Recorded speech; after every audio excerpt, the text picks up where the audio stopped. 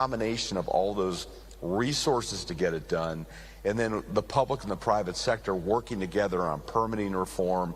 It takes far too long to get a gas pipeline built in this country. It takes far too long to get a transmission line built in this country. And it's not necessarily the federal permitting that is slowing us down, it's the courts. Because we have a lot of courts in this country that love to legislate from the bench. And we need to clean that up through permitting reform so we can get these projects online quickly and at scale. And that's something that we're working not only with this administration on, but with Congress on as well. I can certainly relate to that, building big infrastructure as well with the court issue.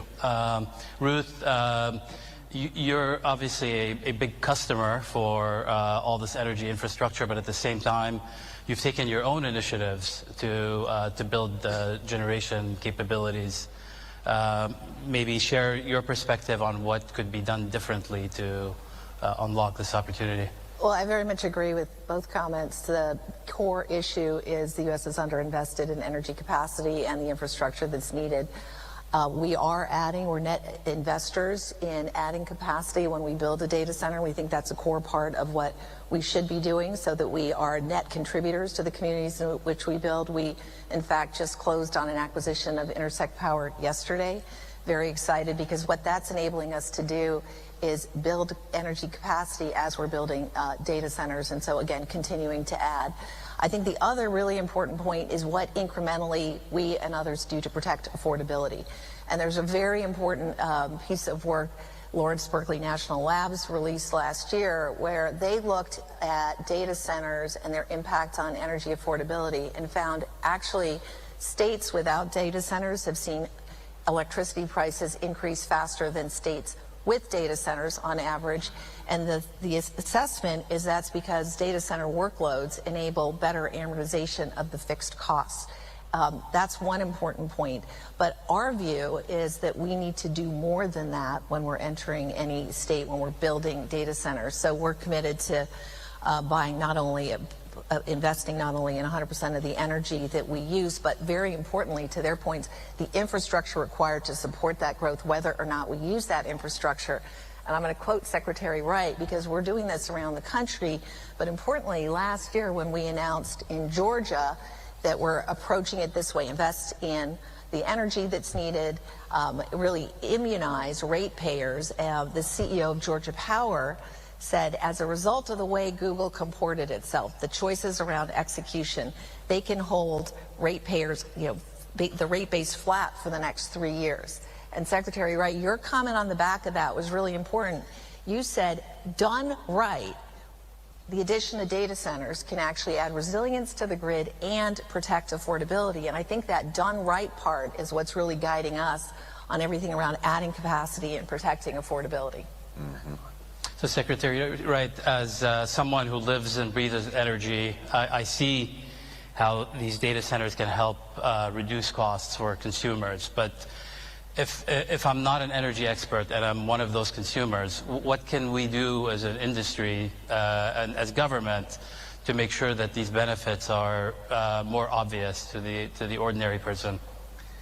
Yes, and I gotta congratulate Ruth for what they did in Georgia.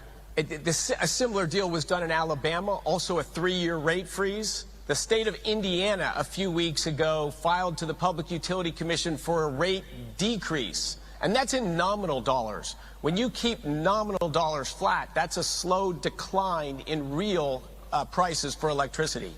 We can do this, and I honestly believe we will do this. The key to driving down electricity prices, not only can, the key to driving down electricity prices is to grow demand. Everyone thinks that that's backwards. These data centers are going to drive up prices. It's actually the opposite. If you look at the states that have both the most expensive electricity, they're also the states with the fastest growing electricity prices. And I'll shout out a few of them, California, New York, Massachusetts, Delaware. These are all states that produce less electricity today than they did 5 years ago, and in most cases than they did 10 years ago. If you look at the European nations, Germany, they have the record. They've tripled their electricity prices whilst spending $500 billion on their electricity sector. They tripled their electricity prices, and they produce more than 20% less electricity than they did when they started it. So if you're spending money in the electricity sector thinking you're decarbonizing the world, number one, you're very naive. You're not moving the needle in any measurable sense. But if you're spending it for an objective besides affordable, reliable, secure energy, guess what? You're going to get more expensive, less secure energy, and you're going to push users out of your state. Your demand is going to go down, and your prices are going to have to rise faster. The states that have done the best on electricity prices, all of them have fast demand growth. The faster your demand growth is, the more you can push your electricity prices down. And another reason for this is just more efficient use of assets. Our electricity grid today, as we sit here, it only operates at about 50% capacity. So right today, we got hundreds of gigawatts of spare power right now. Bring all the data centers you can build in the next 5 years, and we can power them this hour. What matters is, can we continue to power them at peak demand time? That's all that matters. The way you can increase the capacity of the grid is to increase the deliverability at peak demand time. But if you put a data center on, it uses electricity 24 hours a day. It has some variability in the load, but it's a much steadier load than the average load. So now the average utilization of all those assets goes up, the per unit cost goes down, and in addition, the hyperscalers like Google, they're very cooperative. They want to build giant assets. They'll put money up front to build infrastructure. They'll sign long-term contracts, which allows long-term new assets to be built. Data centers are the road to lower electricity prices in our country. They're the road to increase jobs, pushing up wages, increase tax revenues. Done right is correct. A few deals have been done poorly. It just soaked up excess power and pushed up prices. It has happened. So there is some reality to these guys came in and hurt my electricity grid. That has happened. I do not believe you will see that happen at any scale going forward. You will see the opposite. The states that attract that investment are going to win. And not only will the locals win, but it's so critical that the United States lead in artificial intelligence. I think it is hard to overstate the enormous, enormous positive benefits that will come to our society, our economy, our national defense, the progress of science, the rate at which we're going to make cancers treatable conditions and not death sentences. So much upside is waiting for us if we can get moving as fast as possible on artificial intelligence. So John, maybe to follow up on that, NextEra is a leader in making sure that cost is low, runs very, very efficiently. Can you talk about what you think is the right mix of resources between gas, nuclear, renewables, and then overlay speed to power, overlay balancing out environmental considerations as the nation deploys its resources? Yeah, absolutely. I'm going to start with just Florida Power and Light. I mean, we have a bill that's 40% lower than the national average. Our bill increases at about 2%, right? And so we have a fleet that is predominantly, we have the largest natural gas fleet in the United States, in Florida. We have 2 large nuclear units. We have solar and we have storage. We've been able to combine all of those resources together to lower the bill. And so I think it's a great example of how you can get every electron on the grid possible, but do it in a responsible way. And as the Secretary said, one of the key benefits of this is scale, right? And so we're the largest power company in the world at NextEra.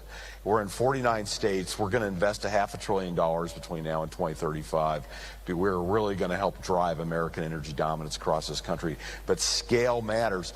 And just to give you a couple of numbers, our O&M on a dollar per megawatt hour basis is 70, not 17, 70% lower than the industry average. We are 50% better than second best.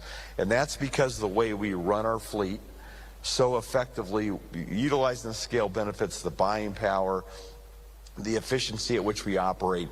But then we're taking it to the next level. We have a terrific partnership with Ruth and her team over at Google. One of the things I'm most excited about is we have this project called Rewire. We are completely reinventing the way we deliver and transmit electricity, and we brought Google in. We're designing AI tools over the top of that we are going to market globally together to utilities and cooperatives and municipalities that will absolutely transform this industry and help to further lower cost. And so and one of the things these tools do is, back to also the Secretary's point about having a lot of unutilized generation on the system, is we have a grid dispatch tool, for example. We have a number of AI tools that we're taking. Power and light, and my friend John right here.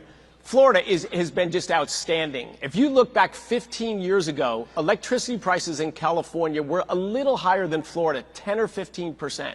They just went entirely different directions.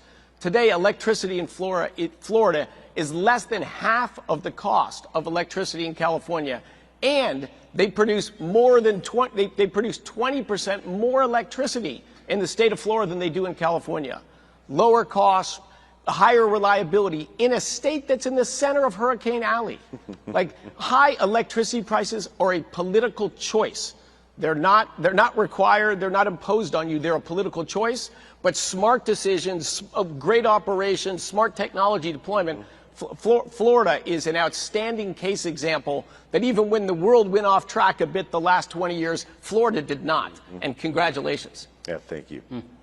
So, John, to follow up on that, how much more do you think we can squeeze from the existing grid? Because at peak, it can be pretty fully utilized, but I believe the average utilization is probably closer to 60% nationally. Yeah, it really depends on what part of the country you're in. Okay, I'll use PJM as an example.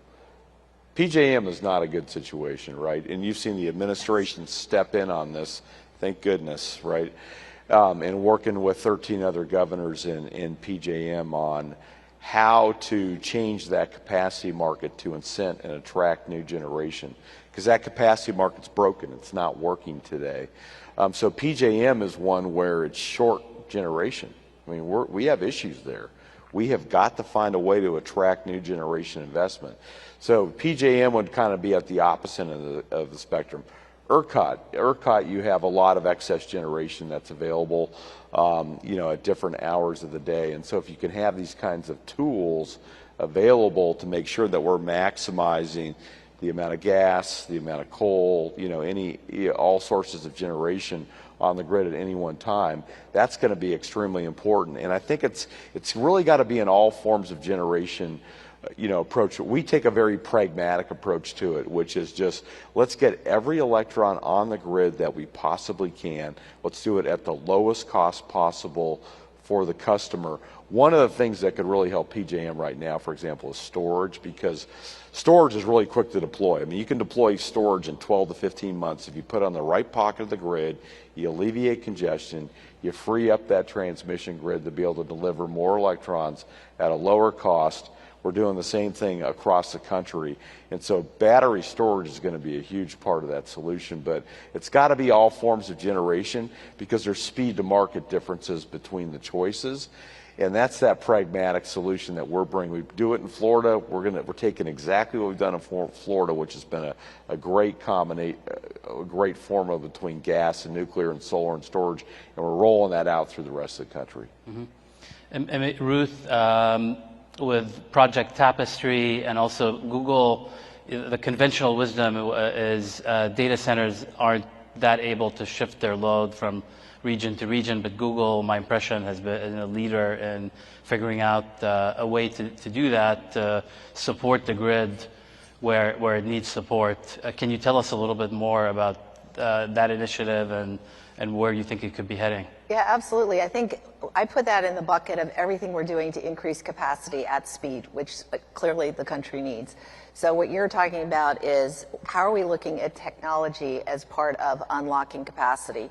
To your question, Department of Energy said there's about 100 gigawatts of capacity that could be unlocked if the grid was actually modernized. So one of the things we're doing is we're actually using AI in this company we started to incubate almost a decade ago called Tapestry to help with speed of decision making, cutting through reams and reams of documents, data, et cetera, to provide actually in a synthesized, a really efficient way the data, and so that people can make the decision, so that we can actually, as a country, move forward. And so that's one important part of modernization.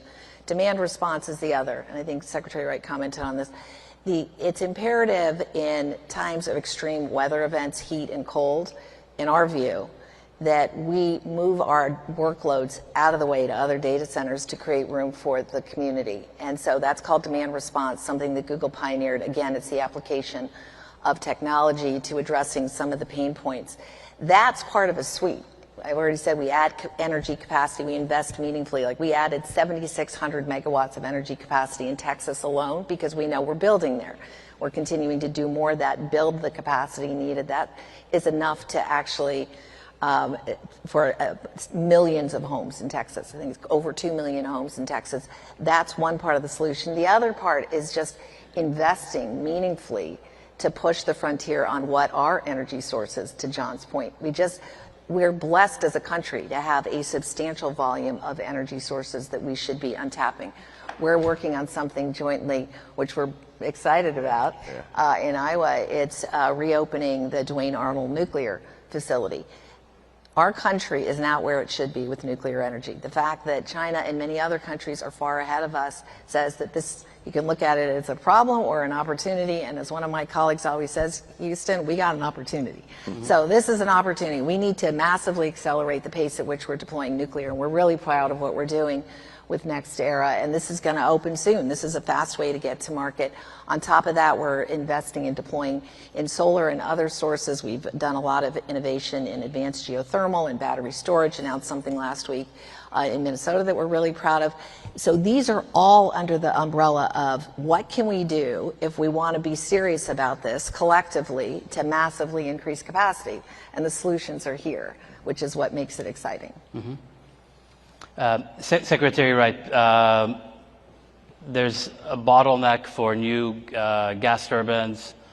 People are clearly investing in capacity. You have a lot of other electrical components that have a backlog, and then increasingly we're seeing that labor could become a constraint. There are a lot of great jobs, but as Bayo was pointing out earlier, there's a lot of people that are retiring. So what keeps you up at night? How are you guys approaching this issue to make sure that we're well prepared? Well, a lot. A lot. Supply chain is a big one you hit. You know, and look, it's a complicated reason maybe why it happened, but a lot of key things that were manufactured in our country or were manufactured in lots of countries have been concentrated in a few countries. Demand is surged now. Now we have more bottlenecks than we should. I'm a lifelong capitalist, but I'm in a little bit different role these days. We are investing capital from the government to just incentivize businesses to reshore some manufacturing in our country or expand some facilities. The marketplace will drive it in the long run, but we are doing a number of nudges. We are getting enriched uranium in the United States again with co-investment with businesses. I believe capitalism and businesses should drive what we build and where we go. So we're just trying to give nudges to address some problems. Another one you mentioned, I think, is another big passion of mine, which is workforce. Trained tradespeople in the workforce. When I was in high school, there was shop class, you know, and look, what's going to determine how fast we build and how great data centers and our technology is, probably the biggest constraint is going to be our ability with craftsmen, trade labor, electricians, plumbers, welders, to be able to build these giant, complicated infrastructures. And they don't just happen overnight. But again, we spent a few decades. They took shop class out of my high school because that wasn't dignified. Everyone should go to college. That is just such nonsense. There is all different kinds of skills and talents in the human world, and they all matter. They're all awesome. One of the beauties of humanity is we're all different. I'm a mechanical and electrical engineer, and the toolbox in my house is my wife's. I am not mechanically inclined. If you're counting on me to build your data centers, like, you can have a lot of me and it's not going to go well. But there are people that are just awesome at that stuff, and they love that stuff. And so it's just, people have different skills. And Google is actually a partner in this too. We've got to, reinvigorate our trade schools, get our apprenticeship programs going. Think of all the people that we have fentanyl problem. We have people that think they don't have a future, they don't have a job opportunity. There are six-figure jobs available today in giant quantities. And I think Mike Rowe is going to speak later today. You know, this is just an awesome opportunity, but it's not, most people are not aware of it. We've got to get people trained, fired up, engaged. In my former business, we had signing ceremonies like the NCAA at trade schools to get everyone to come join our company. And it's just awesome career opportunities. We need millions more, and that's going to take effort. It's going to take communication. It's going to take investment. Then that snowball will roll. Everyone will realize, oh my God, here's a great career pathway my friends are going.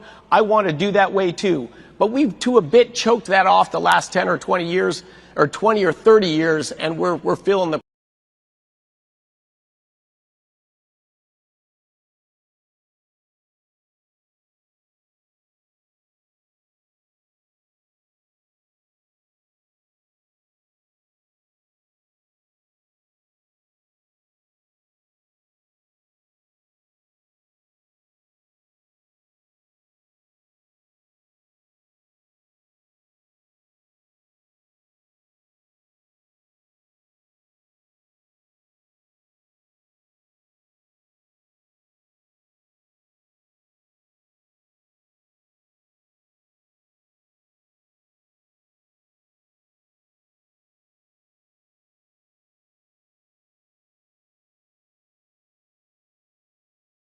I had it on mute, chat. Forgive me.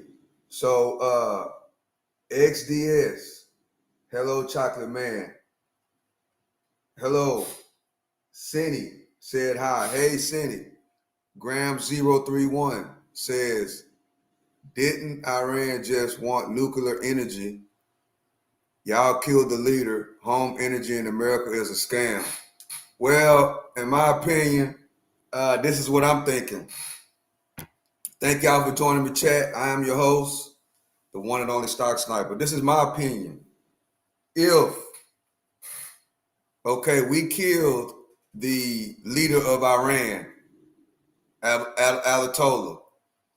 And my opinion, if they're going to let Ayatollah's son take over the regime after saying that they needed a regime change, in my opinion, all this was really for nothing. Well, you're probably right, Graham. All this is to take control of the energy. But the thing is about that, the second part is the leader of energy is going to be the leader in AI. And in my opinion, that's what all this is about. They're saying regime change, death to America, you know, and all that Iran been screaming for 40 years. That is true. They have been doing that. But at the same time, if they did this war, but then the same regime, the same foundation of Iran is going to stay intact because the son is the president of Iran now. He's the leader of Iran. And in my opinion, that's just going to make Iran stronger. Why, Stock Sniper? Because that son is around 57 years old. He's younger. The dad was like 84, 88. He was older. So, in my opinion, that war, if they're going to let Ayatollah's son take over, was basically for nothing. But on the flip side, this is two parts. The other part is they can't come out and tell us that we got to, you know, we have to take over because we want to be the leader when it comes to energy, because energy is the main component to AI. Energy is the foundation of artificial intelligence, kind of like the foundation of a home. You have to have a strong foundation of a home to keep the home sturdy. So energy is the foundation of artificial intelligence. And in my opinion, this war and everything that's going on is about artificial intelligence. Who is going to be the leader in artificial intelligence as we evolve to a whole nother era? So, in my opinion, the part 2, that's the real reason. So, that's my opinion, is that this is all over energy. Who's going to control the energy? Who's going to control AI? So if you don't know who this is, these guys, this is the CEO of BlackRock, big investment firm. So let's pay attention to what they're saying. I appreciate y'all for rocking with me. We got 35 people in the building. I need y'all to double tap the screen. We're looking at things in different components, different elements, you know, of what's going on with this war, you know, but they're going to let the same regime control Iran. And all this is going to do is all these threats and making nuclear bombs, in my opinion, with this son who's going to have the same mindset of the daddy, probably even worse, you know, because if you don't know, the dad got killed in the war. His mom got killed. His siblings got killed. And they're saying that he was struck really, really bad. He's injured horribly right now. But the people made him the leader. So if he comes through, his mindset is going to be probably 1,000 times worse than the dad. So all it's going to do is kick this threat down the road. So, you know, we're going to see as time goes, history is going to tell us, was this the right decision, you know? So let's go. Let's keep going, chat. Appreciate y'all for joining me. We got 46 people in the building. Do me a favor and double tap the screen. Double tap the screen. Why is it only 12 people in here? It doesn't matter. It doesn't matter how many people in here, Shelf TV. It doesn't matter. It doesn't matter how many people in here. Long as, you know, we're getting the information, misinformation. What's misinformation? What's misinformation?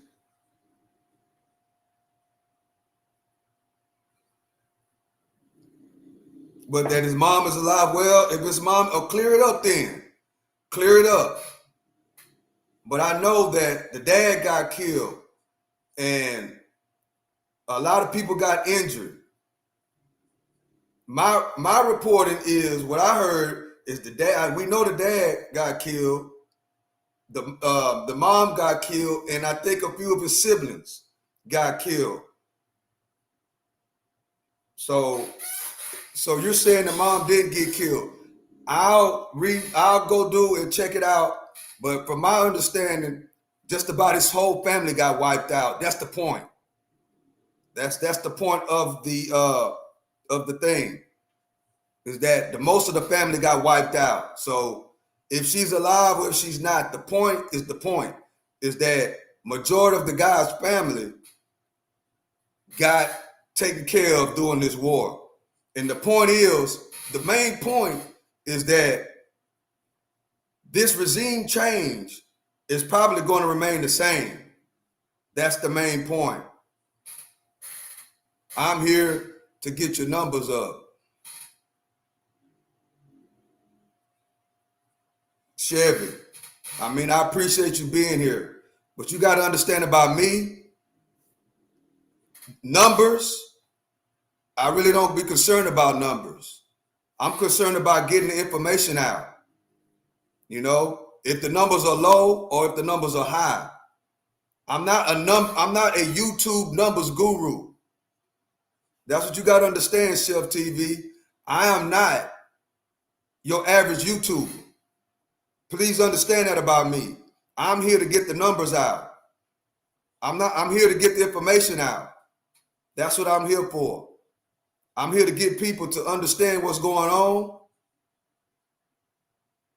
You know, and then I'm also here so people come and tell me what their perspective is about what's going on. We are people here. I don't care if it's one person. We are people here. So YouTube numbers and YouTube stuff, that don't matter to me. It don't. Because I'm going to keep on doing it if it's 0 people in here. So that's what you got to understand. Everything ain't about YouTube numbers with me. It's not. I mean, it's good that people come and rock with me, but I'm not infatuated. I'm not infatuated by numbers. I don't go to people's YouTube channel and watch their numbers. I don't do that. I go to people's YouTube channel to listen to the information. So that's what you got to understand about me. Most YouTubers, Chad, all they worry about is people numbers. They come to your channel and look at your numbers. Look at this, look at that. Infatuated with YouTube numbers. We are people. We are not just numbers. We are people. We are like-minded people. That's what you got to understand. Chef Chevy TV. You'll be infatuated with numbers, and then you'll miss something that could change the whole trajectory of your family's life. That's the main thing. I don't go to people's channels and look at their numbers. Oh, they got 1,000 people in the chat. Oh, they got 5 people in the chat. That's not my concern. So let's keep going.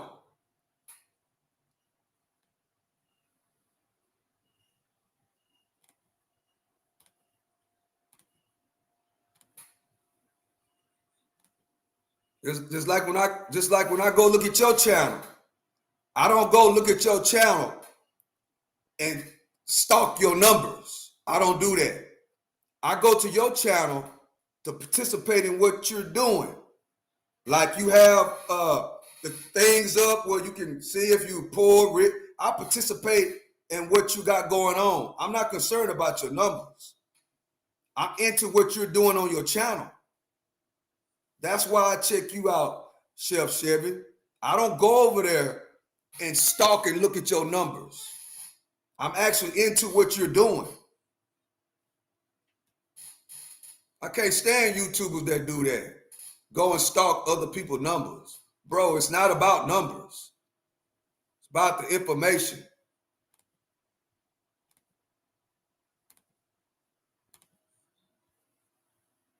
But I appreciate everybody that is here to give their opinion about the information and also listening to the information. I appreciate those people. The cost of that. But it's going to be fixed. This is America. Yeah. So we only have a couple of minutes left. If I can ask for some brief answers.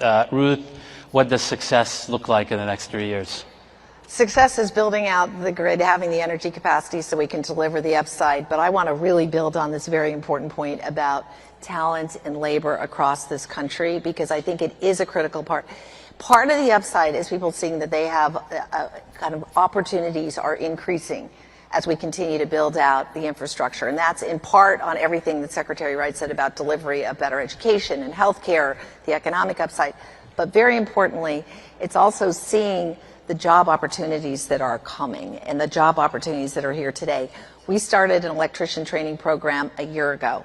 And we said at the time, no one company can do this alone. We need to continue to work across the private sector with the public sector. I think what BlackRock announced today is really profound. The sheer scale of it is exciting. And I think the concept is so important that each of us needs to layer these programs on so that the private sector working with the public sector can address the scale of this opportunity.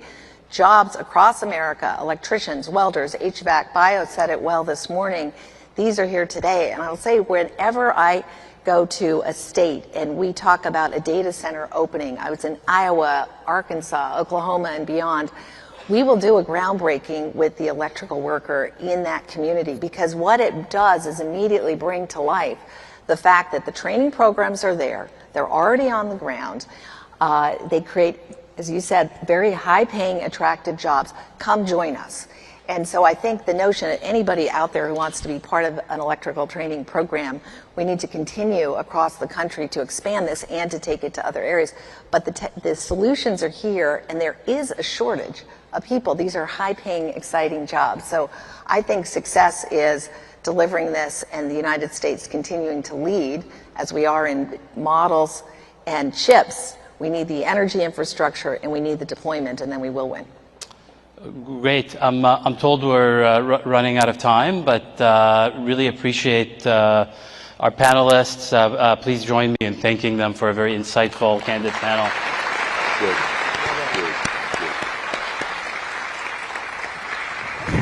We'll now take a short break. Please return to your seats in 10 minutes. Thank you.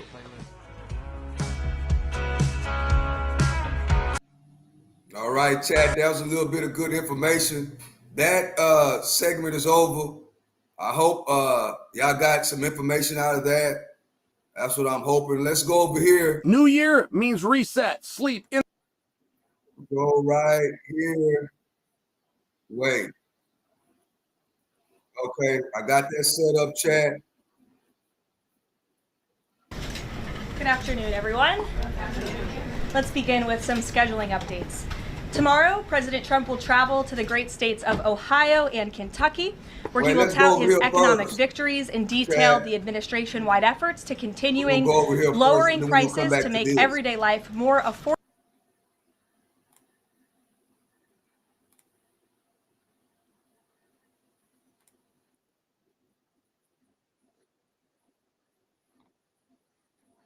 Hold up.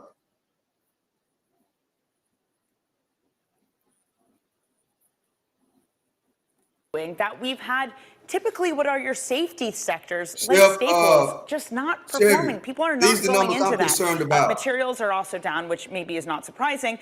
Consumer discretionary, that's at the top of the pile. Infotech, that follows shortly after. And then energy. Chevy TV, these are the numbers that I'm concerned about.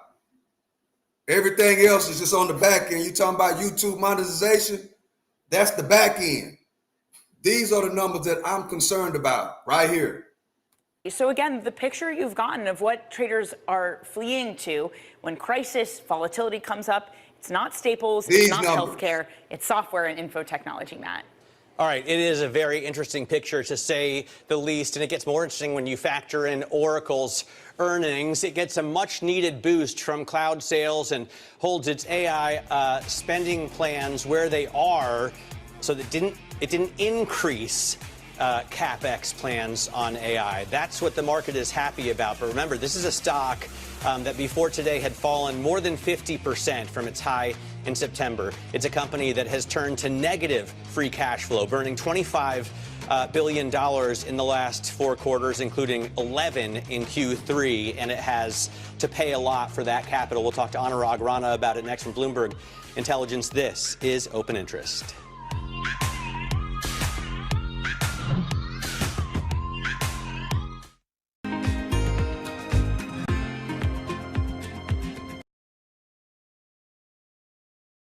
And I monetize because this is a business. It's a business. And YouTube give you the opportunity to monetize the channel. But my main focus has never been about numbers. They just come because a lot of people are interested in the same things I'm interested in, Chef Chevy. And if I'm worried about somebody else's numbers, if I'm worried about somebody else's YouTube channel, in other words, if I don't stay in my own lane and mind my own business, worry about what concerns me, then that's when you start slipping in life. You know what I'm saying? You start slipping on the things that you need to be doing. If I'm sitting here worrying about somebody else, it could be anything. If I'm worried about somebody else's business, I need to be worried about what's going on in my household. I need to be worried about what's going on with my YouTube channel, with my health, with my brokerage account with my investments. That's what I need to be worried about. I can't worry about what's going on with somebody else, bro. I can't. That's what's wrong with too many people now. They always in somebody else's business. Instead of you coming and giving some kind of good information that can benefit however many people in here. Instead of you coming and doing that, you're monitoring my YouTube numbers. Think about that for a second. You're monitoring my YouTube numbers instead of adding value to the situation. See, this is why, chat, this is the freedom of speech channel. You can come over here and speak your mind, you know, but I'm not going to be about YouTube numbers on somebody else's channel. I'm not even here sitting here. I'm not sitting here watching the numbers here on my channel. I'm not sitting here just watching the numbers, seeing if they go up or down. I don't do that. I'm paying attention to what's on this screen. That's what concerns me. Information, what's going on in the world, what's going on with your health, about learning. I just got through talking about that yesterday on the walk down. I'm here to learn and pass on the information. Whatever comes with it, comes with it. I can't sit here and focus on the numbers. If I sit here and focus on the numbers, I'd have probably quit a long time ago. That's what I'm trying to tell you. It ain't about the numbers. It's about the information. Yes, we want numbers. Yes, we want subscribe and stuff like that. But that is not the main focus, bro. Understand that. Listen to what I'm saying. It's not if you focus on the numbers, this goes to anybody with a YouTube channel. If you're starting out, because in the beginning, when you're starting off on YouTube, just like with anything, it's like if you're starting a business, anything, you're not going to have any foot traction. It's not just with YouTube. It's with any kind of business. You're not going to have a lot of foot traction. It takes time to build, you know, and that's with anything in life. So don't be mesmerized about numbers. Concentrate on putting out information about the things that you already do in life. Concentrate on that. Concentrate on putting out your information, whatever it might be, because it's going to be a lot of times. You might be selling a hamburger. You might have a YouTube channel. You might be selling burgers, and you're really passionate about your burgers. Nobody's coming through the door, or 12 people are coming through the door. You can't focus on the 12 people. You got to focus on making your craft better. You got to focus on your marketing. You got to focus on connecting with the right people. Yes, you want to sell more hamburgers. Yes, you want to sell more tacos. But you can't focus on the number of hamburgers if you only sold 12. That right there will make you say, well, dang, nobody's watching me. I'ma quit. Nobody's buying my burgers. I'ma quit. Nobody's buying my tacos. I'ma quit, etc., etc., etc. Nobody's calling me. If you're a truck driver, nobody's calling me and giving me deliveries. I'm only getting one delivery a day. Man, I'ma quit. That's why you don't focus on the numbers. You focus on the actual work itself, if that makes sense. You focus on the work. You don't focus on the number, as Chef Chevy came in here and did. Oh, it's only 12 people in here. I'm not even talking about numbers, bro. I'm talking about what's going on in the world. And instead of this person coming in here saying, hey, what's going on? How y'all doing? Instead of that person coming here saying that,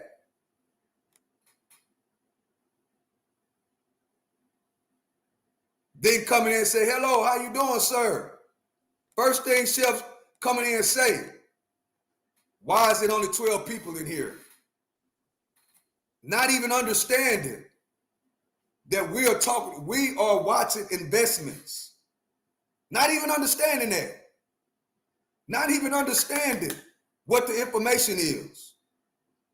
See, that's the mindset of a lot of these YouTubers, chat. So that's the mindset of a lot of them. All they look at is they come in and they look at your numbers. That's it. That's all they care about. Not even understanding what's going on the front end. This what's going on the front end is something that could change your whole life.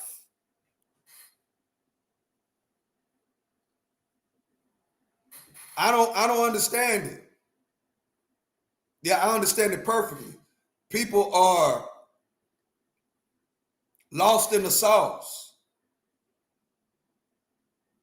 They are blinded by YouTube numbers. Crazy.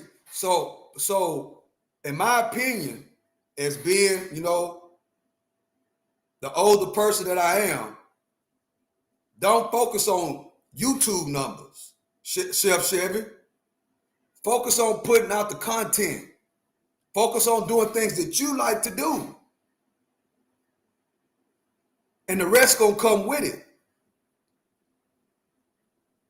Focus on doing what you love to do. And the rest to come with it. So that goes to anybody that's doing YouTube. Don't focus on the numbers. Don't eyeball how many people in your chat. Focus on what you're doing. And understand it takes time. It takes time. And just keep doing what you do. Keep doing what you do. Because it's a marathon. It's not a sprint. Keep doing what you do. Keep doing what you do. Keep working. Focus on the work. And that's what you focus on. And the people that come and not only give you information, but are into the same things. See, most people that's over here are into the things that I'm talking about. Every now and then, I get YouTubers come in. Hey, it's only 12 people in here. That's good. It's only 12 people in here. That's excellent. If it's only one person, it's excellent.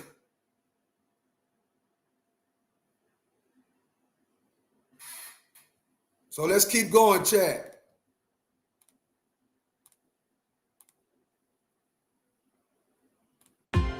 Were you a Republican or a Democrat? Oh, don't put her on the spot like that. We were a Democrat that year because the Republicans were already in office, but that was a really fun time. We brought in a bunch of different guests and got to see who we expected to be the Democratic nominee. It makes Ithaca look urban. I know. It's in the middle of freaking nowhere.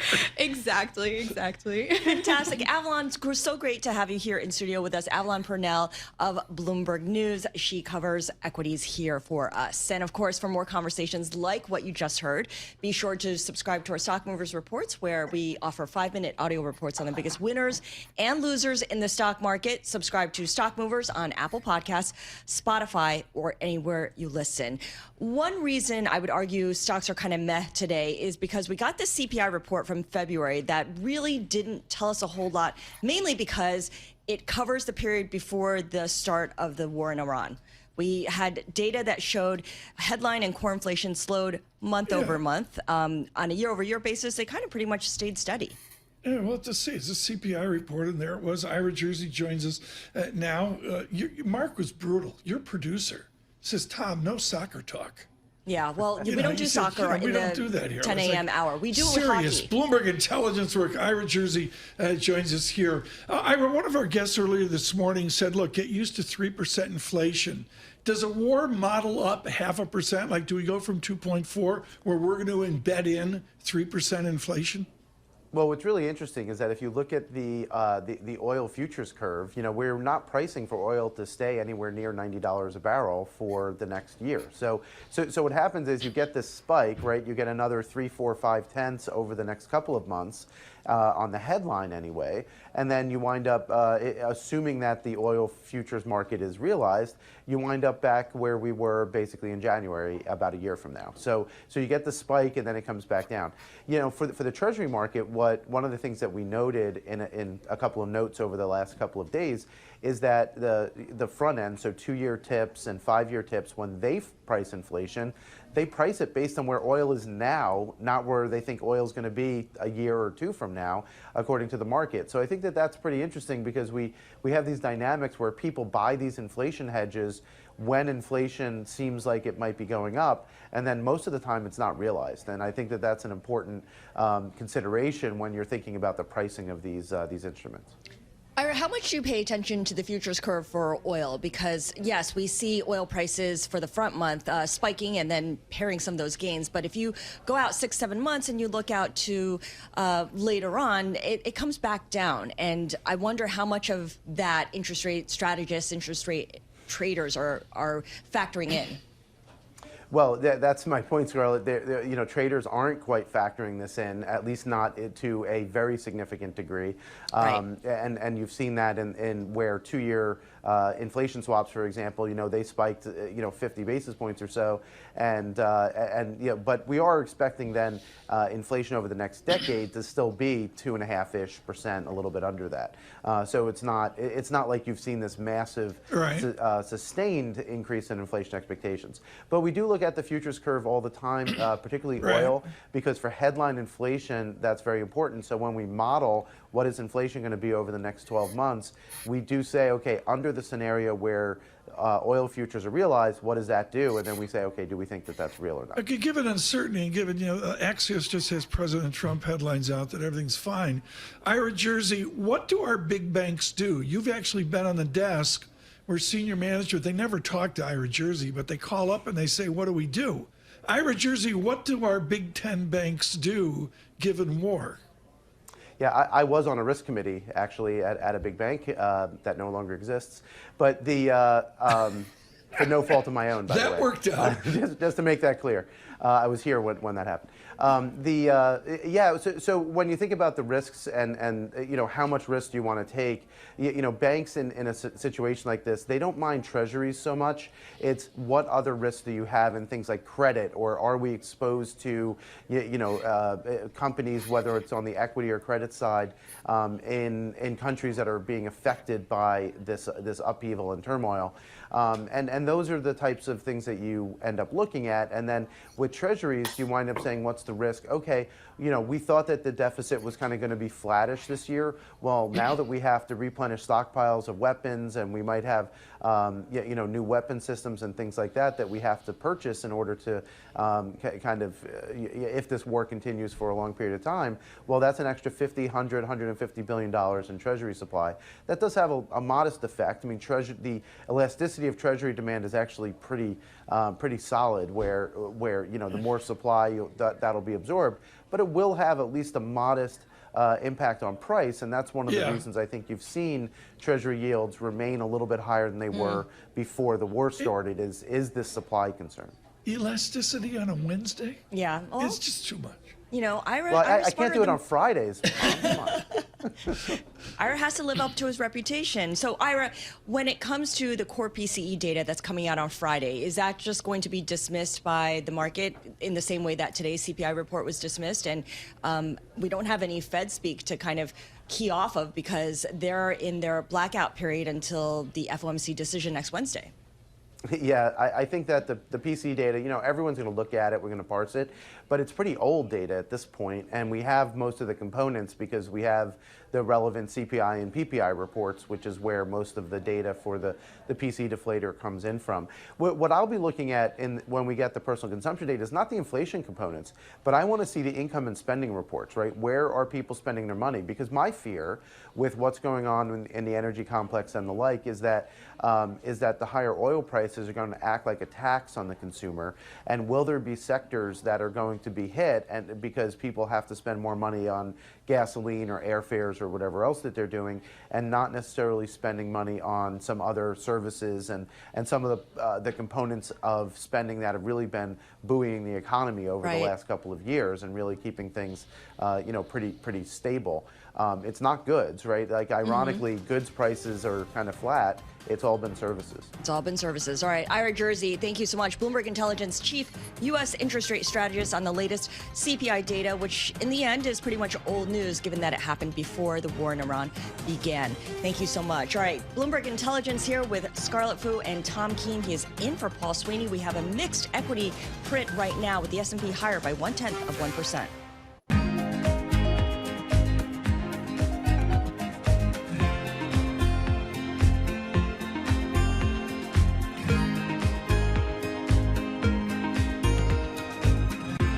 First Lady will host a Women's History Month event in the East Room. And on Friday, the president will sign several executive orders, and we will provide more details on those later this week. As President Trump shared with the American... That's what I want to say, Chad, before I continue. People just be talking. Like, Chef be coming here just straight up disrupting the flow of the show. But Chef said that it was misinformation that I said Alatola, the son's mom, got killed. He said that's misinformation. Let me show y'all. The man, Alatola's wife, did get killed. Let me show y'all.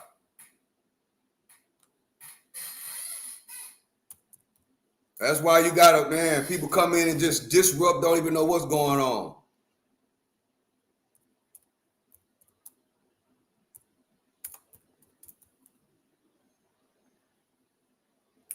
Hold on, Chad.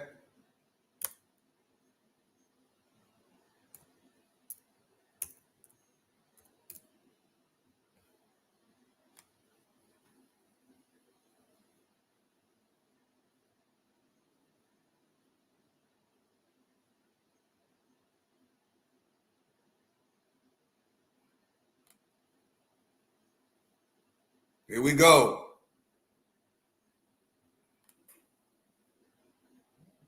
Look. Wait.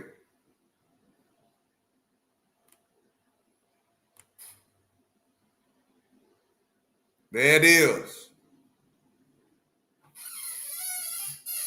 Right there. Father, mother, wife, son, every family member of Alatola's son.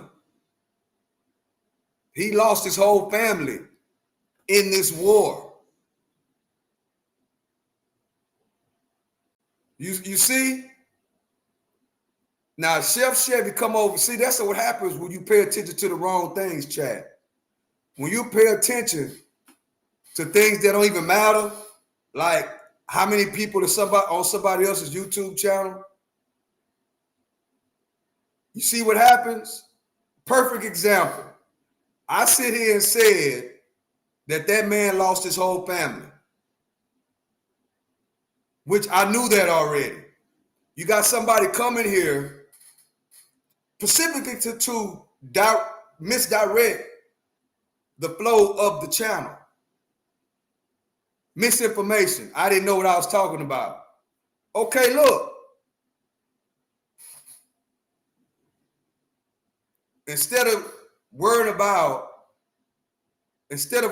your personal channel, you come over here specifically worried about mine instead of listening to the information and then try to speak on something that you absolutely, clearly you don't know nothing about. Crazy, Chad.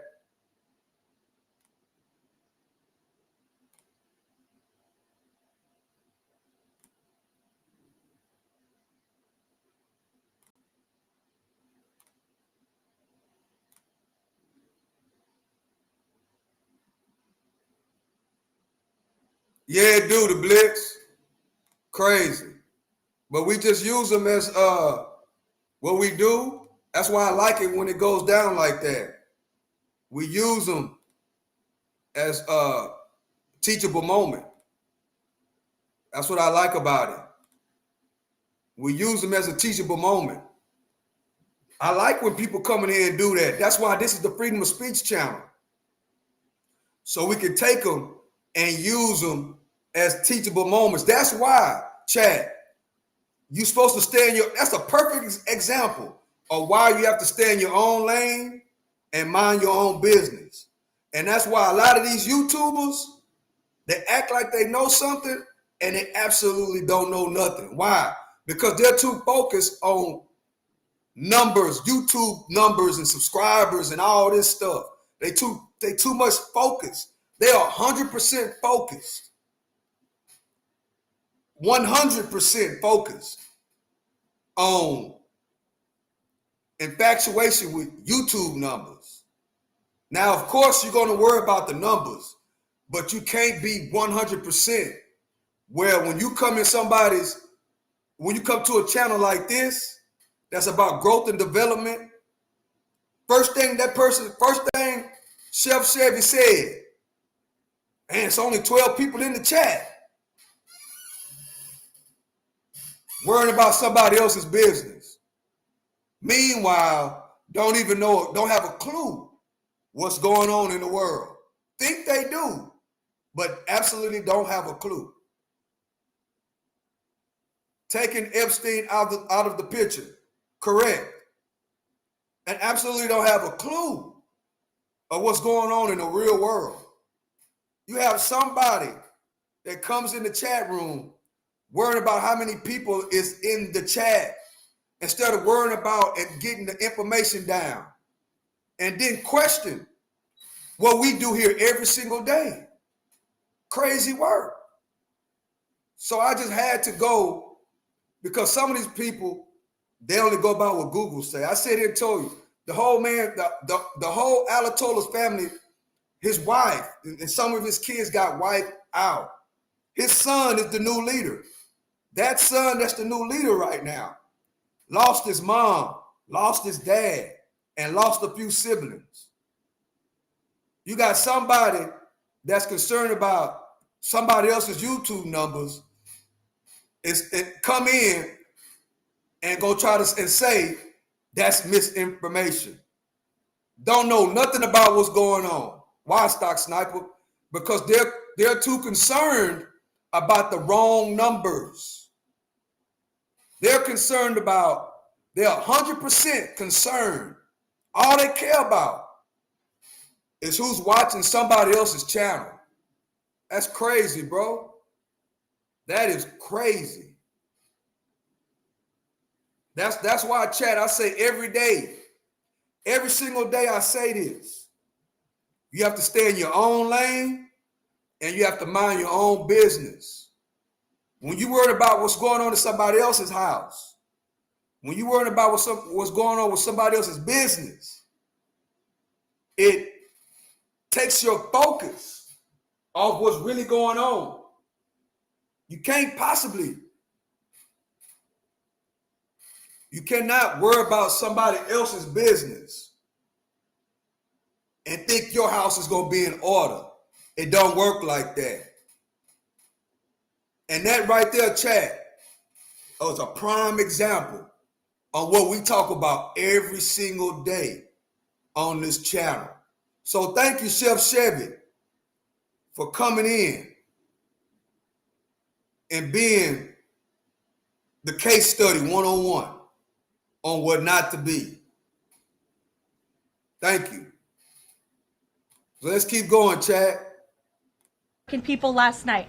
The United States military is making tremendous strides towards achieving our military objectives for Operation Epic Fury.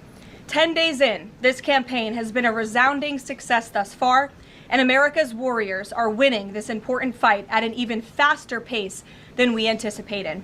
More than 5,000 enemy targets have been struck so far.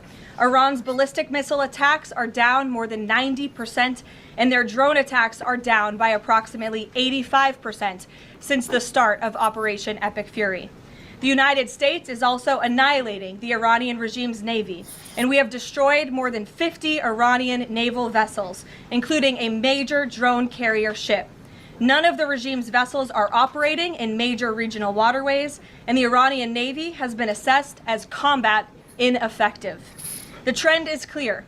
U.S. combat capabilities are increasing and growing more lethal and dominant by the day, while the Iranian terrorist regime's ability to respond has rapidly declined.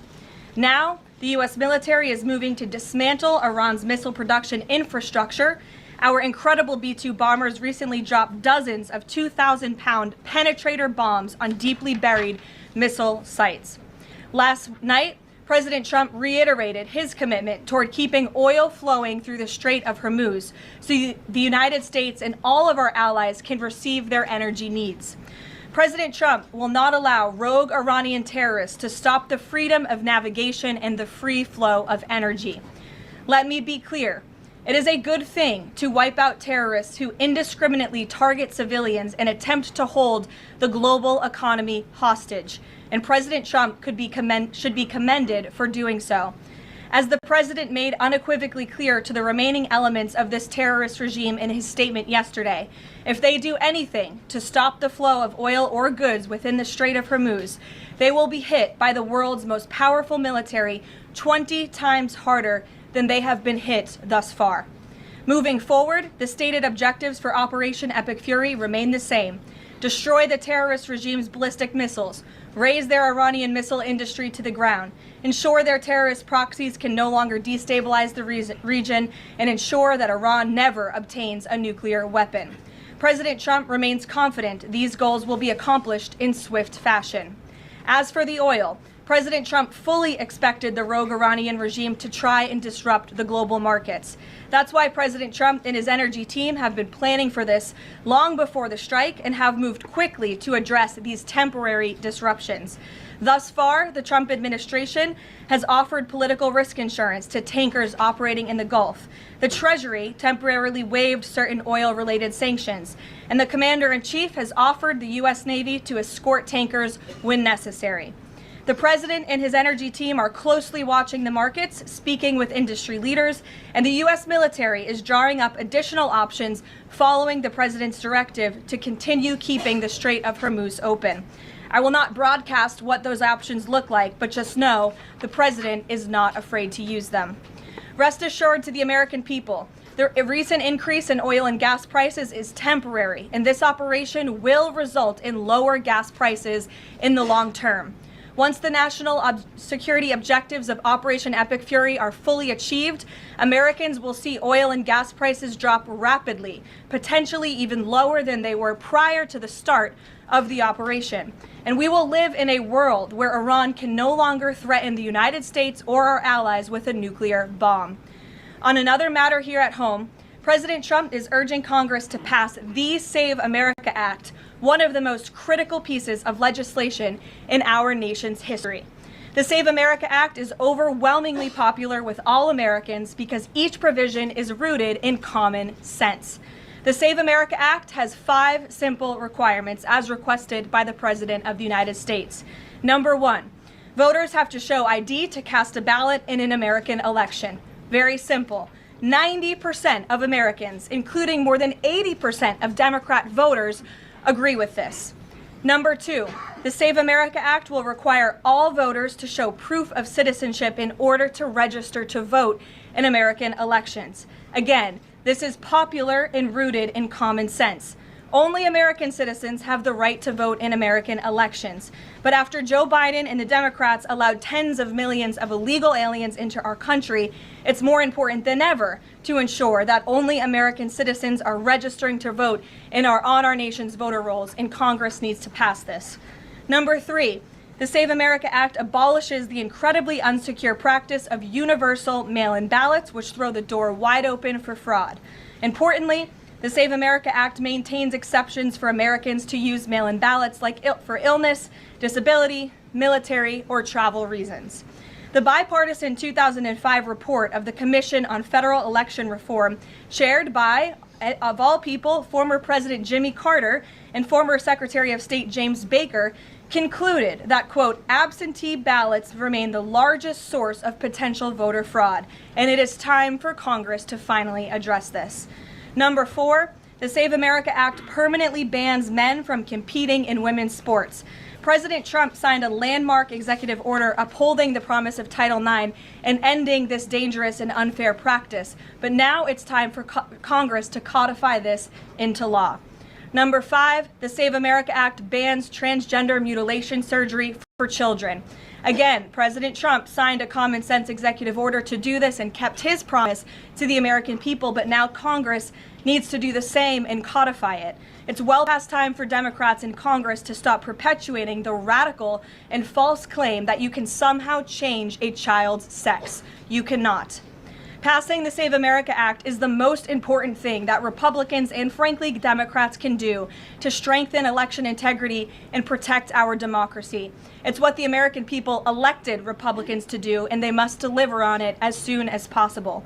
The president is calling on Congress to get the job done and send this historic piece of legislation to his desk immediately for signature.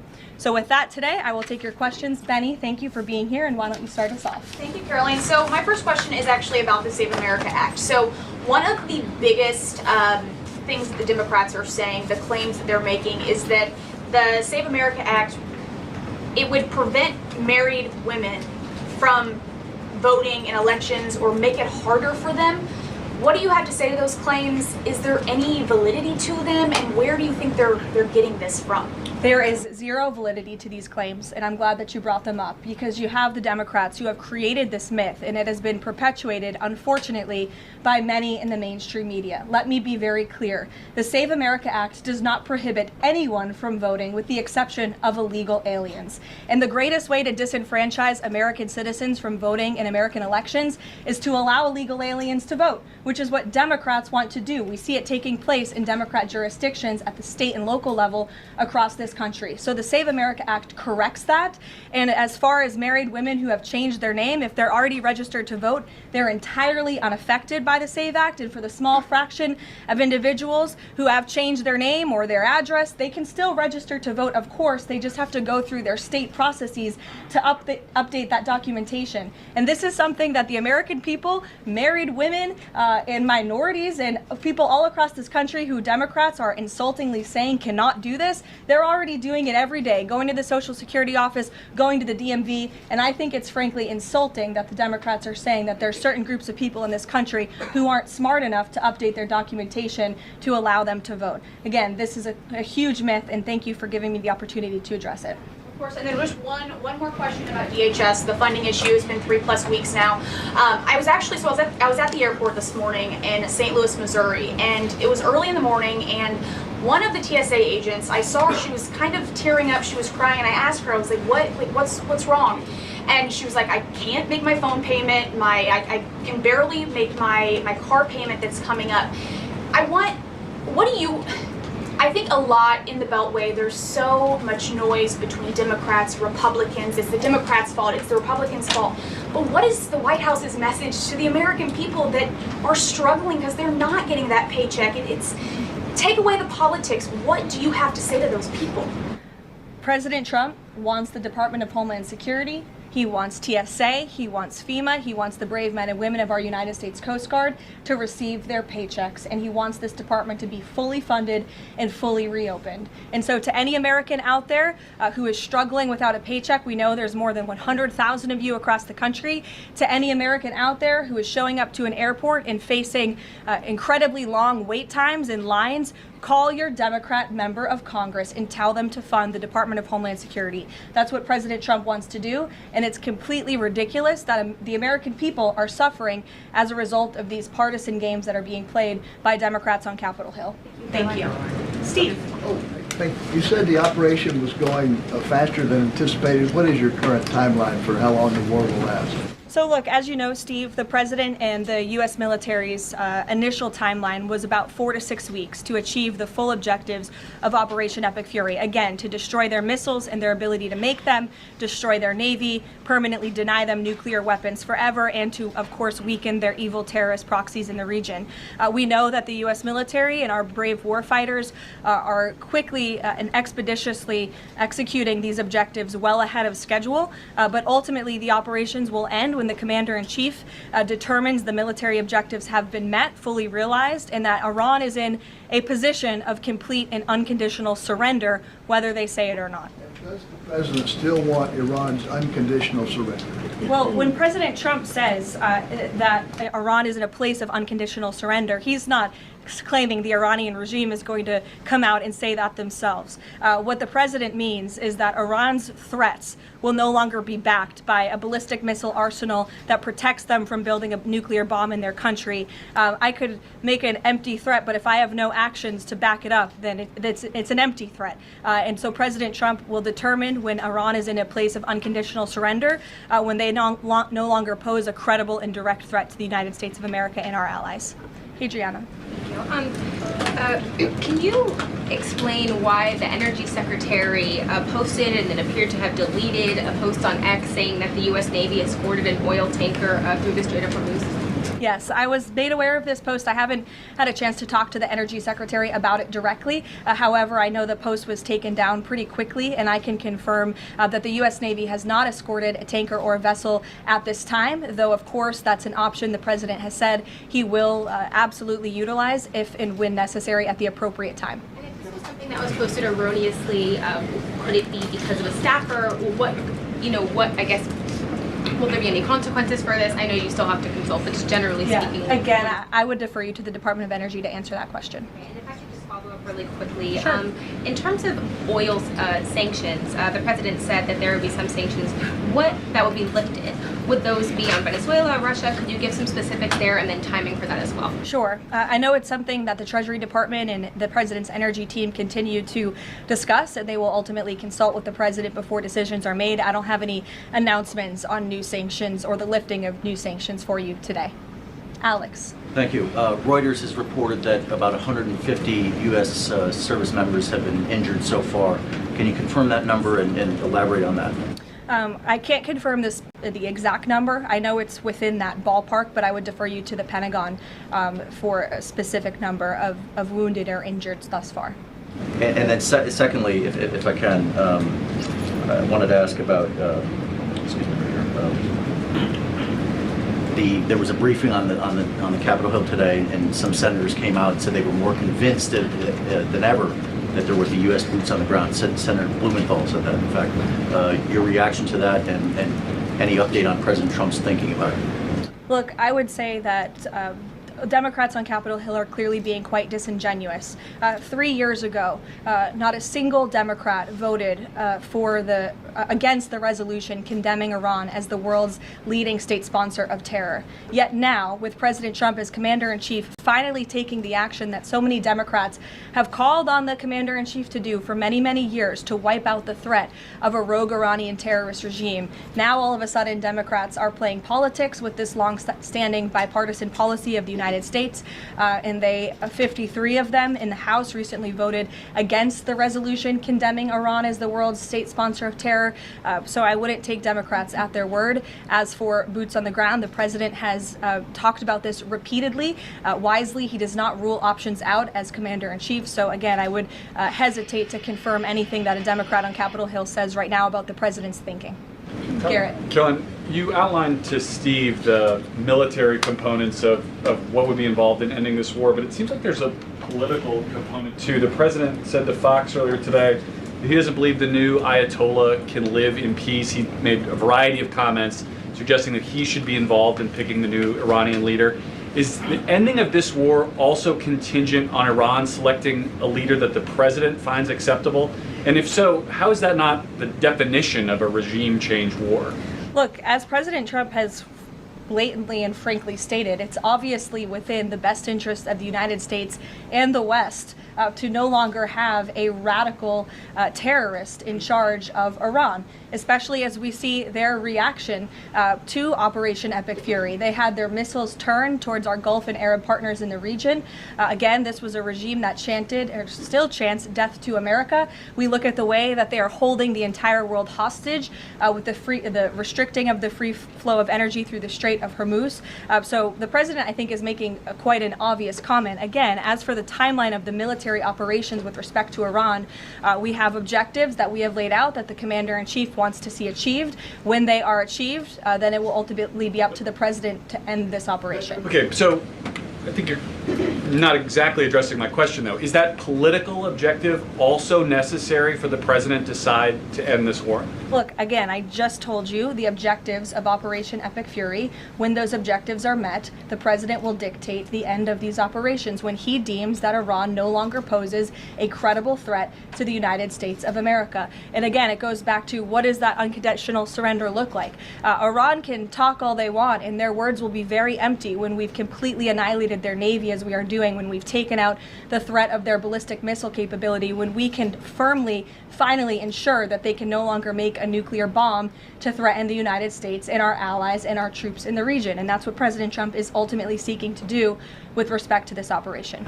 Jennifer. There was a shooting outside of a synagogue in Baltimore. Do you know if the president has been briefed on that, and do you have any more details on what happened? I don't, but we certainly will get you more details, Jennifer, and I don't know if the president has briefed, but I'll check on that when I get back to the Oval Office after this. Sure. Thanks, Caroline. The president said yesterday for the first time that he had to strike Iran because he believes that Iran was going to strike U.S. targets within 7 days, and then he bumped that down later to 3 days. Where is he getting that? Well, that's not the first time the president has said that he chose to launch Operation Epic Fury because he felt as though Iran was going to strike the United States and our assets in the region first. Again, I addressed this in the last briefing. This was a feeling the president had based on facts provided to him by his top negotiators who had been engaged with the Iranian regime in a good faith effort. The Iranian regime was lying, deceiving the United States of America, clearly trying to continue their nuclear program to create a bomb that would, of course, threaten the United States of America. Again, their ballistic missile arsenal, they were rapidly and aggressively increasing that by the month to a place where they would essentially build immunity for themselves, where a future president or President Trump would not be able to launch this incredibly successful operation. And so the president, again, as I have reiterated and he has said, was not going to sit back and allow the Iranian regime to threaten or to attack the United States of America any longer. But there are no U.S. leaders or Israeli leaders who are making those same claims. So is he making this up to justify his decision to go to war now? The president is not making anything up, Nancy. He is looking at this every single day based on intelligence, based on facts, and based on intelligence that he himself and his negotiators have consumed based on their, again, negotiations with the rogue Iranian regime over the past year. And the president and his team tried in a good faith way to reach a diplomatic deal through peaceful means with the Iranian regime. And Iran chose this path to death and destruction. Iran wanted to attack the United States of America, and the president was not going to sit back and allow that to happen. He was not going to sit back and allow that to happen, and everyone in this room should be grateful for it. John.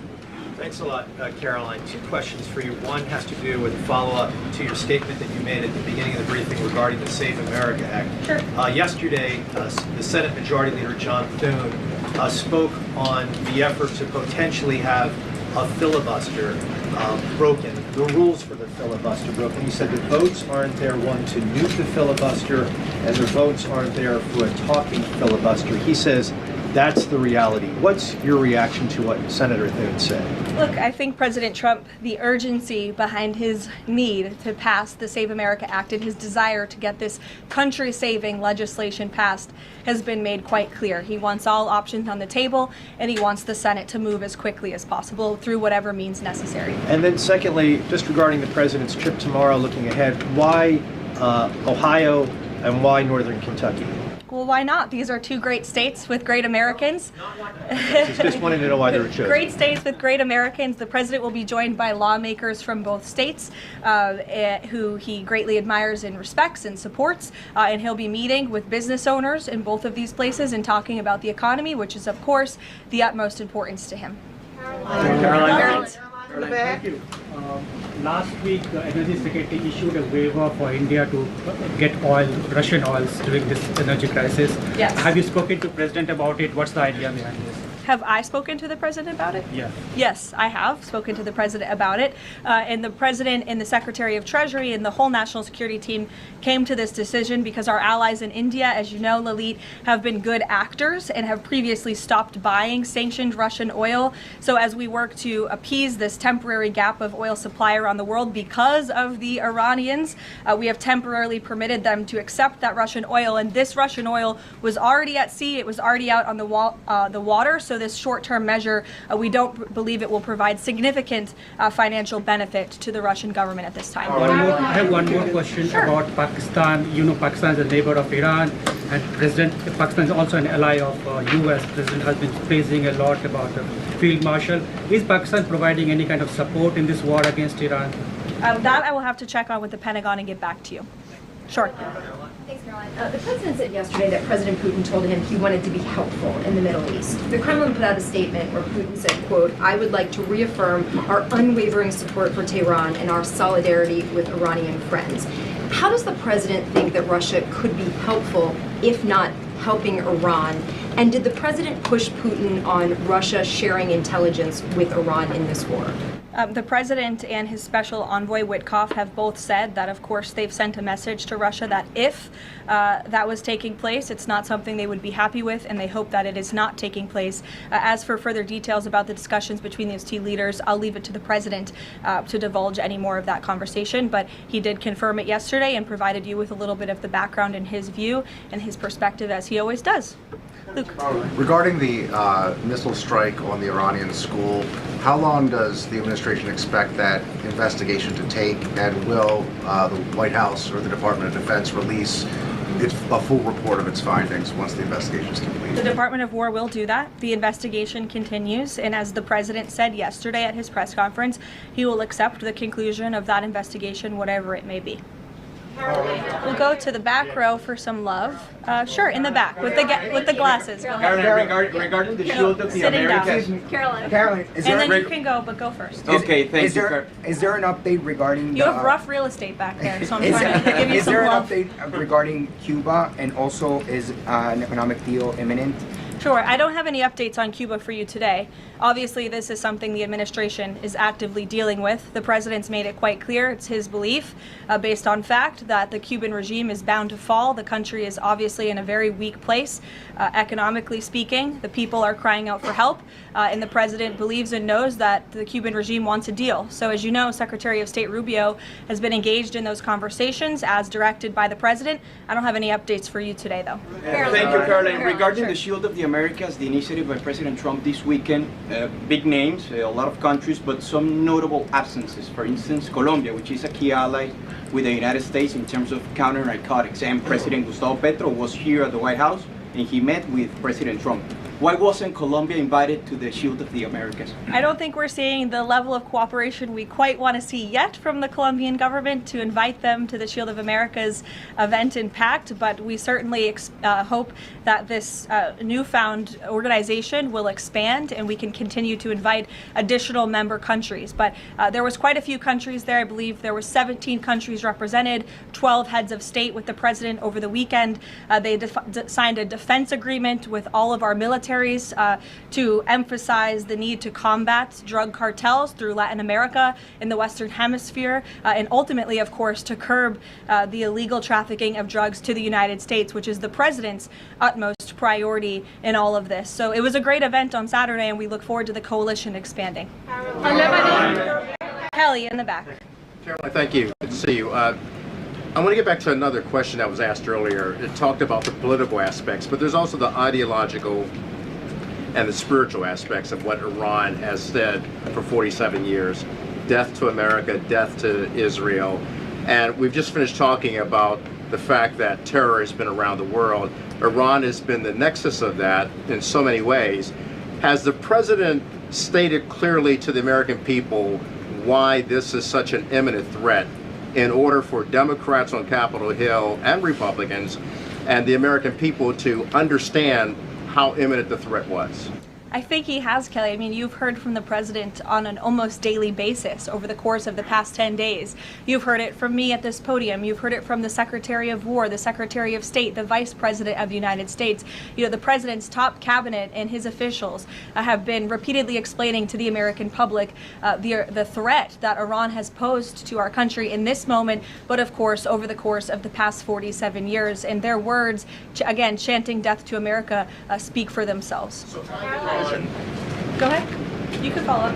Why the division within the American people? I realize that we have the people are talking about the War Powers Act, they're talking about all kinds of issues, but have people forgotten just how imminent that threat was? If they keep saying death to America and death to Israel, they mean it. Look, I don't think the American people have forgotten, but I think Democrats on Capitol Hill, they have not forgotten, but they are just so plagued with this resistance to President Trump on everything that they do that, again, they can't even rally behind the common sense, bipartisan, long-standing principle of the United States of America that Iran absolutely poses a threat to the United States, that Iran is the world's leading state sponsor of terrorism.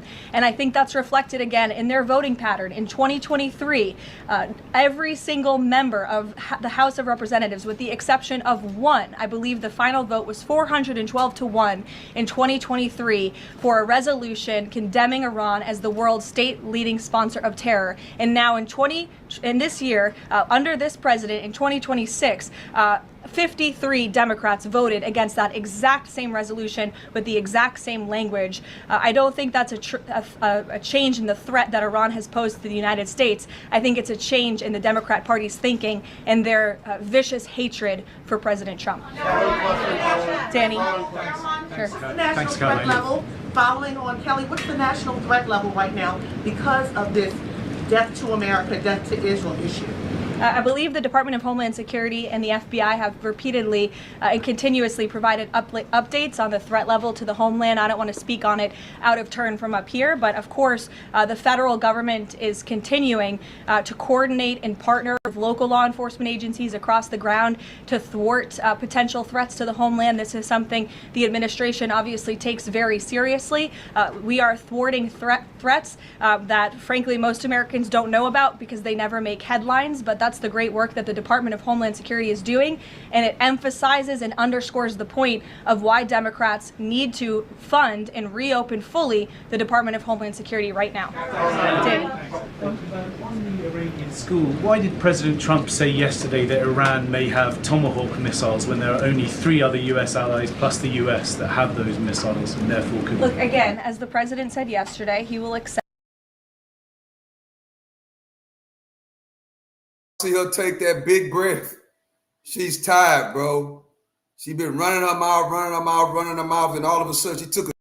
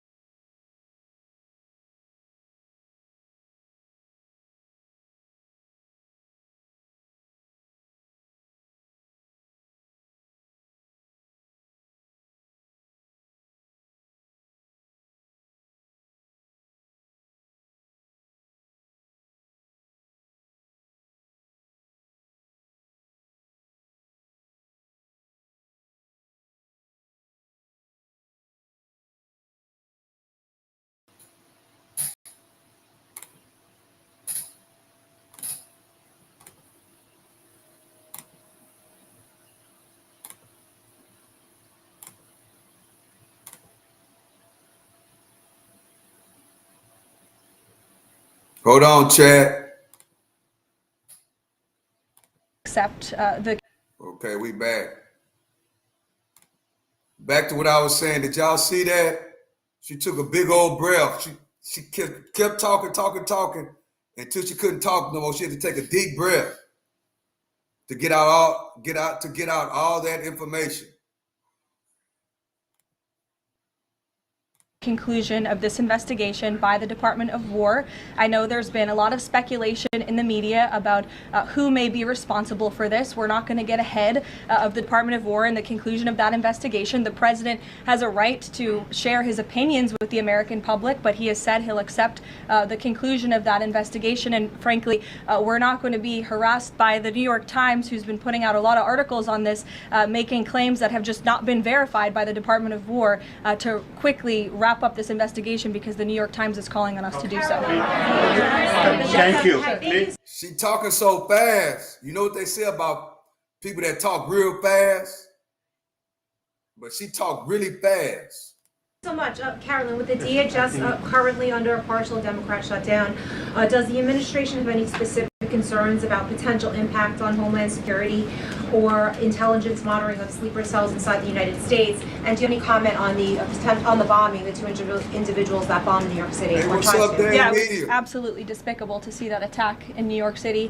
I know the FBI is investigating, and the Department of Justice and SDNY have announced they are charging those two individuals and alleged terrorists, and I know they won't rest until justice is sought in this case. Daniel.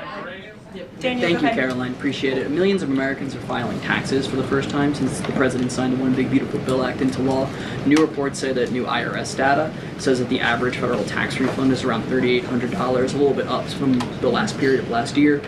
Does the president believe that the average federal tax refund increasing this year could provide a little bit more economic growth, something that he's been very focused on as the year progresses? Absolutely. And Americans are going to start benefiting from the fruits of President Trump and Republicans' labor through the passage of the One Big Beautiful Bill and these historic tax cuts. We are midway through tax season, so just to provide an update from the Treasury Department that just went out moments ago, nearly 63.5 million tax returns have been processed thus far, 45% of the anticipated total number of tax returns by April 15th, so don't forget to file your taxes, people. And the average refund this year is more than $3,700. And we know that more than 27.5 million individuals who have filed their tax returns thus far have claimed at least one of President Trump's new tax cuts. Over 3.5 million returns have claimed no tax on tips. Over 15.5 million returns have claimed no tax on overtime. Over 9.2 million returns have claimed the enhanced deduction for seniors. And over 690,000 returns have claimed no tax on car loan interest. And another amazing statistic, nearly 3.5 million Trump accounts have been opened for children in our country thus far. So we look forward to, I know the Treasury Department continues to look forward to seeing these checks go out the door. Well, there you go, Chad. She just got through running her mouth. And she talked real fast, Chad. So we're going to go over here and we're going to finish up with this BlackRock Infrastructure Summit that they're having in Washington right now. We've seen a little bit of it earlier, but we're going to continue. We had to play this press secretary to see what she had to say about the war. So now we're going to come back over here. Appreciate y'all for joining me, chat. If you're just now joining, it's been a pretty good, decent show. We had a lot of teachable moments. You got to go back and look.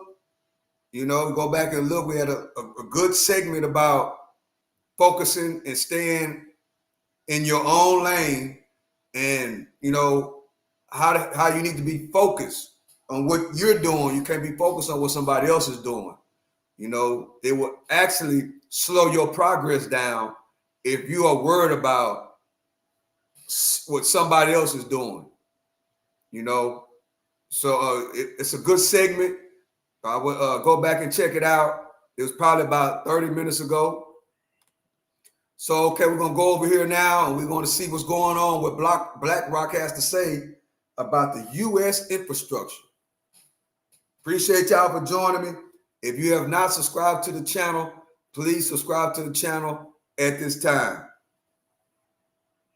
Let's see. Let me get over here.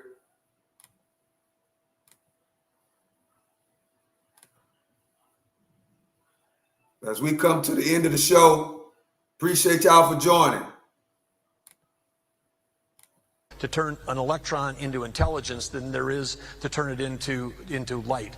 And so that demand is coming. But when Mike was talking about the horizontal infrastructure being under attack, that is absolutely true. But here's the beautiful thing. When we have bring your own power, BYOP, and you put that next to a data center in a remote location, and now your finished product that you want to export is on a fiber optic cable. You know, the people that have made an art form and a business model out of blocking horizontal infrastructure have not yet figured out, you know, how to block a fiber optic cable. Maybe that's coming.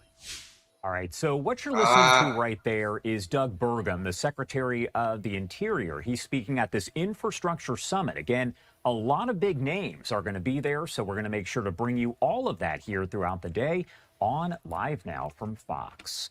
Right now, I do want to talk more about Operation took American captives back in 1979 at the embassy in Tehran for 444 days. The last people that they took captive were Israelis on October 7th with their terror proxy of Hamas. We are fighting this together, and one of the Prime Minister's advisors actually said just this week that President Trump and Prime Minister Netanyahu might just be the greatest tag team of all times with what we have been able to accomplish together in this incredible operation so far, Josh. And we know they've, of course, had several meetings here since President Trump started his second term there in office. Shosh, thank you so much for taking the time to join us and helping to discuss all this. We appreciate it. Thank you. And, of course, you are taking a live look, as we've been showing. This is over Beirut in Lebanon, as we know that Israel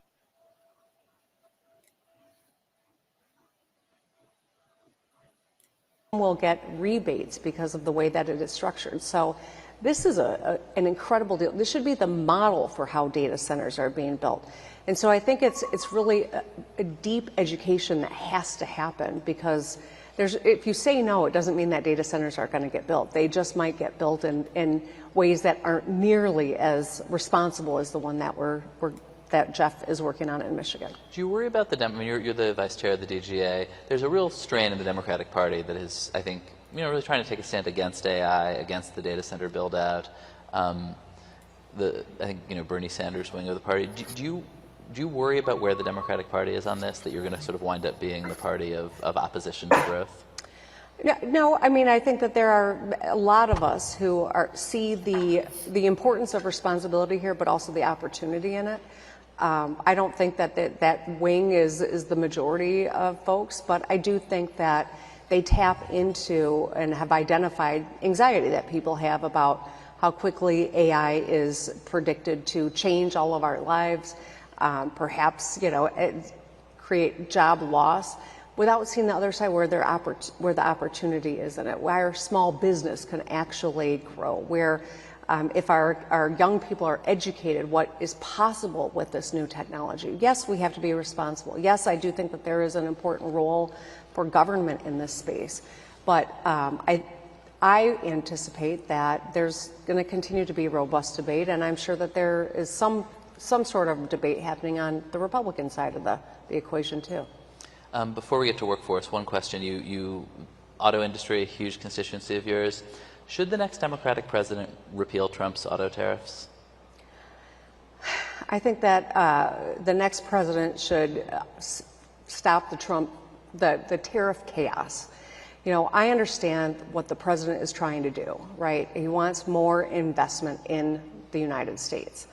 The problem from our perspective, particularly in Michigan, is our economy is so intertwined with the Canadian economy that these tariffs are taking a toll on the auto industry. We see that the Prime Minister of Canada has now negotiated opening up the door to Chinese EVs. That, I think, represents another potential threat to the American auto industry. Now, with the war in Iran, gas prices are going up, and the industry has been forced to pivot to more ICE vehicles, and I think that comes with another cost. And so each of these things is problematic, but in combination, it's made it really, really challenging. The auto industry is, we've seen stagnation or recession in manufacturing for the last 9 months, while China's had the best 9 months in their history. I think that this is something that should concern all of us, and I think a better long-term strategy is, yes, tariffs have a role, but having them to be so sweeping and changing, the instability is really challenging for every business person, but especially in manufacturing, because these are long-term investments that you can't just throw a factory up in 6 months. These are decades-long investments that we need to be able to make, and manufacturing will continue to be the backbone of our economy. Yeah, I mean, I think you're sort of living this, but basically the last 5 presidential elections have brought massive changes in direction for, as you say, this industry. They can't just retool a factory overnight. Is there any way to fix that? I mean, because if you talk to people in China, they say, like, thank God we don't have these elections that screw up all your specifically, that make it hard to plan these big long-term projects, and that's why our system is superior, basically. And a lot to object about that, but it does feel like in Detroit right now that it makes it very hard to plan. I mean, is there a solution to that? Well, democracy is messy, there's no question, but I do think that it's important for everyone to be engaged in where we are headed as a country. That I know that politics is ugly and it is messy, and that maybe right now there's an inclination to withdraw, but it's more important right now to lean in than ever. And ensuring that we've got reasonable standard bearers on both sides of the aisle is truly important for our national security, for our national economy, for the individual economy, so that American people know that you've got a path to prosperity in this country, and that the rules aren't going to change, and you might not lose your job next week or pay a lot more for your gas tomorrow. I think the chaos and the whips, being whipsawed back and forth has been very challenging. To your point, and it's not just in the last 14 months. It's been a bigger challenge than that. Yeah, speaking of this country's politics, you were at the White House yesterday. Sorry, I just need to put on my glasses to read this. And I don't know if it's while you were there or after you left, but the president posted, "I'm working with Governor Gretchen Whitmer on trying to save the Great Lakes from the rather destructive and violent Asian carp. I'll be asking all the governors to join this fight, including the Governor of Canada, the future Governor of Canada, Mark Carney." You've been, I think, maybe the Democrat most successful at working with Donald Trump to fight the Asian carp. That's a low bar, by the way. Yeah. The Asian carp, ice storm, emergency assistance, these ice issues, and a military base. What's your secret? You know what? I'll be honest. I don't know that there's a governor who worked harder on behalf of his opponent going into the presidential election. I worked incredibly hard, and we came up short. He won the election, and I needed to check out for a little while. I'll be honest. After the first term and all the threats against me, it was just kind of a moment where I just needed to check out for a little bit and think about what's next. I took an oath to the people of Michigan to put their interests before my personal interests, to put their interests before my political interests. And I have 2 years left on my term, and so I decided I am going to do everything I can to show up and to get as much done for the state of Michigan as I can. And that's my duty, no matter who's in the White House. And so I penned a note to him after he got elected, and he reached out, and he's invited me to the White House. What's up, Chad? We're going to come back to this. We're going to watch what's going on in D.C. right now. They're talking about the economy and the war in Iran. So let's switch it over here. $1 billion in low-cost clean energy and grid enhancement grants. Think about that. We had appropriated the money. We had it ready for distribution to bring lower cost energy into the grid in America, to reduce the utility bills, and the president stopped it. Why? Because one of his closest friends and supporters, a man named Harold Hamm, announced that he would give the president $1 billion for his campaign if the president would stop the regulation of oil and gas. The president agreed to do that. And as a consequence, American families are paying higher utility bills than ever because of Mr. Ham. If you ask the president his response, drill, baby, drill. That's his response to everything. It may sound bold and courageous, but it's effective and oh man, counter. People in the chat today got real joy. Families' annual budgets. These. All right, so you're listening there to Senator Dick Durbin. Wanted to dip into the Senate floor as there's discussion right now about the war in Iran, as well as several other topics. I do want to take you out to some breaking news that we are following at this hour here. Take a look at your screen. And what this is going to do is pop up a statement that's coming in from CENTCOM, U.S. Central Command. You can see this is a warning that has now been issued to civilians. Let me read this for you in full. On March 11th, which is today, U.S. Central Command is issuing a warning to civilians that the Iranian regime is using civilian ports. That is the river that's holding the oil tankers from coming through. So they put out a statement and a warning. The civilians in that area have received a warning to avoid the ports used by Iranian forces along the Strait of Hormuz to conduct military operations that threaten international shipping. This dangerous action risks the lives of innocent people. Civilian ports used for military purposes lose protected status and become legitimate military targets under international law. CENTCOM urges civilians in Iran to immediately avoid all port facilities where Iranian naval forces are operating.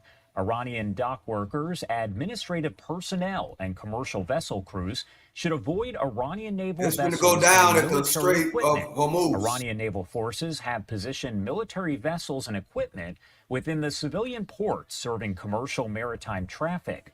Although the U.S. military also cannot guarantee civilian safety in or near, continue taking every feasible precaution to minimize harm to civilians. Again, CENTCOM here in the U.S. issuing that warning to avoid ports that are used by Iranian forces along the Strait of Hormuz. We'll keep you posted here as we get more coming in from CENTCOM. We have seen so many different updates throughout the last several days. Right now, popping this up on your screen, Lisa McClain. They are over in Doral, Florida, where they have been throughout the week for a summit. And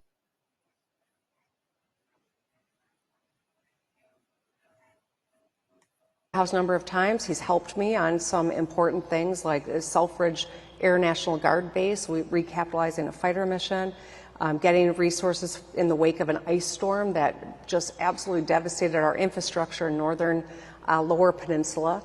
And, you know, we're working on keeping the Asian carp from getting into the Great Lakes. So I'm going to keep showing up. Give me an opportunity. I'm going to take my seat at the table and try to get as much done as I can. I mean, do you think that, I mean, a number of governors, I interviewed the governor of California recently, have taken kind of a different approach to Trump. I mean, do you feel pressure from, you know, your voters, your party, to find, you know, to pick fights? You know, so one of my trips to the White House, I never know what to expect when I go to the White House. Yesterday, I was there for an hour and 50 minutes.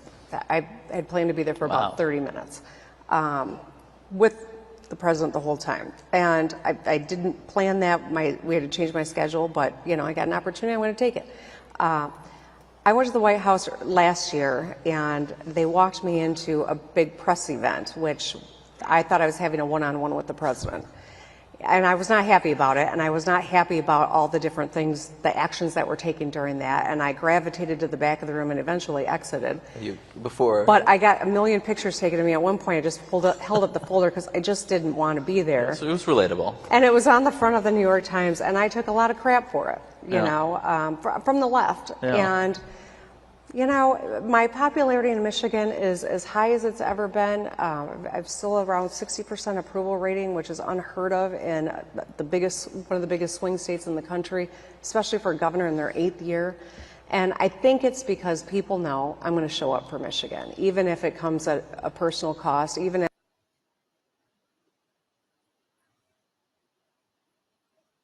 are now sending oil prices on another wild ride today. This is a Thai flagged ship, one of at least 3 vessels that have been struck today in that critical waterway. Thailand's Ministry of Transport says 20 crew members have been rescued. 3, though, remain unaccounted for. We're going to show you a map of the approximate locations of these attacks on ships today in the Strait.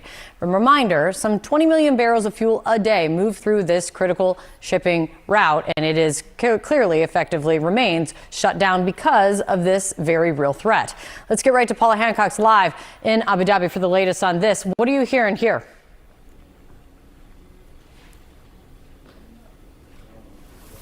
Well, Kate, we just heard from the UK Maritime Agency, and they say that as of now, they believe that about 13 vessels have been impacted since this war started. Now, you mentioned that Thai-flagged ship. We have some more information on that as well from authorities. They said that there was an explosion at the stern and then a fire broke out in the engine room. Now, this is believed to be where those 3 missing sailors were on duty at the time. So 20 rescued by the Omani Navy. We know that the captain told the crew to evacuate. They got in lifeboats and were then saved, but 3 still missing at this point. So it is a great concern that Iran appears to be ratcheting up these attacks on vessels in the Strait of Hormuz and in these very critical waters. Now, one of the vessels we understand was a cargo vessel, so we're not just talking about the restrictions of oil getting to where it needs to here.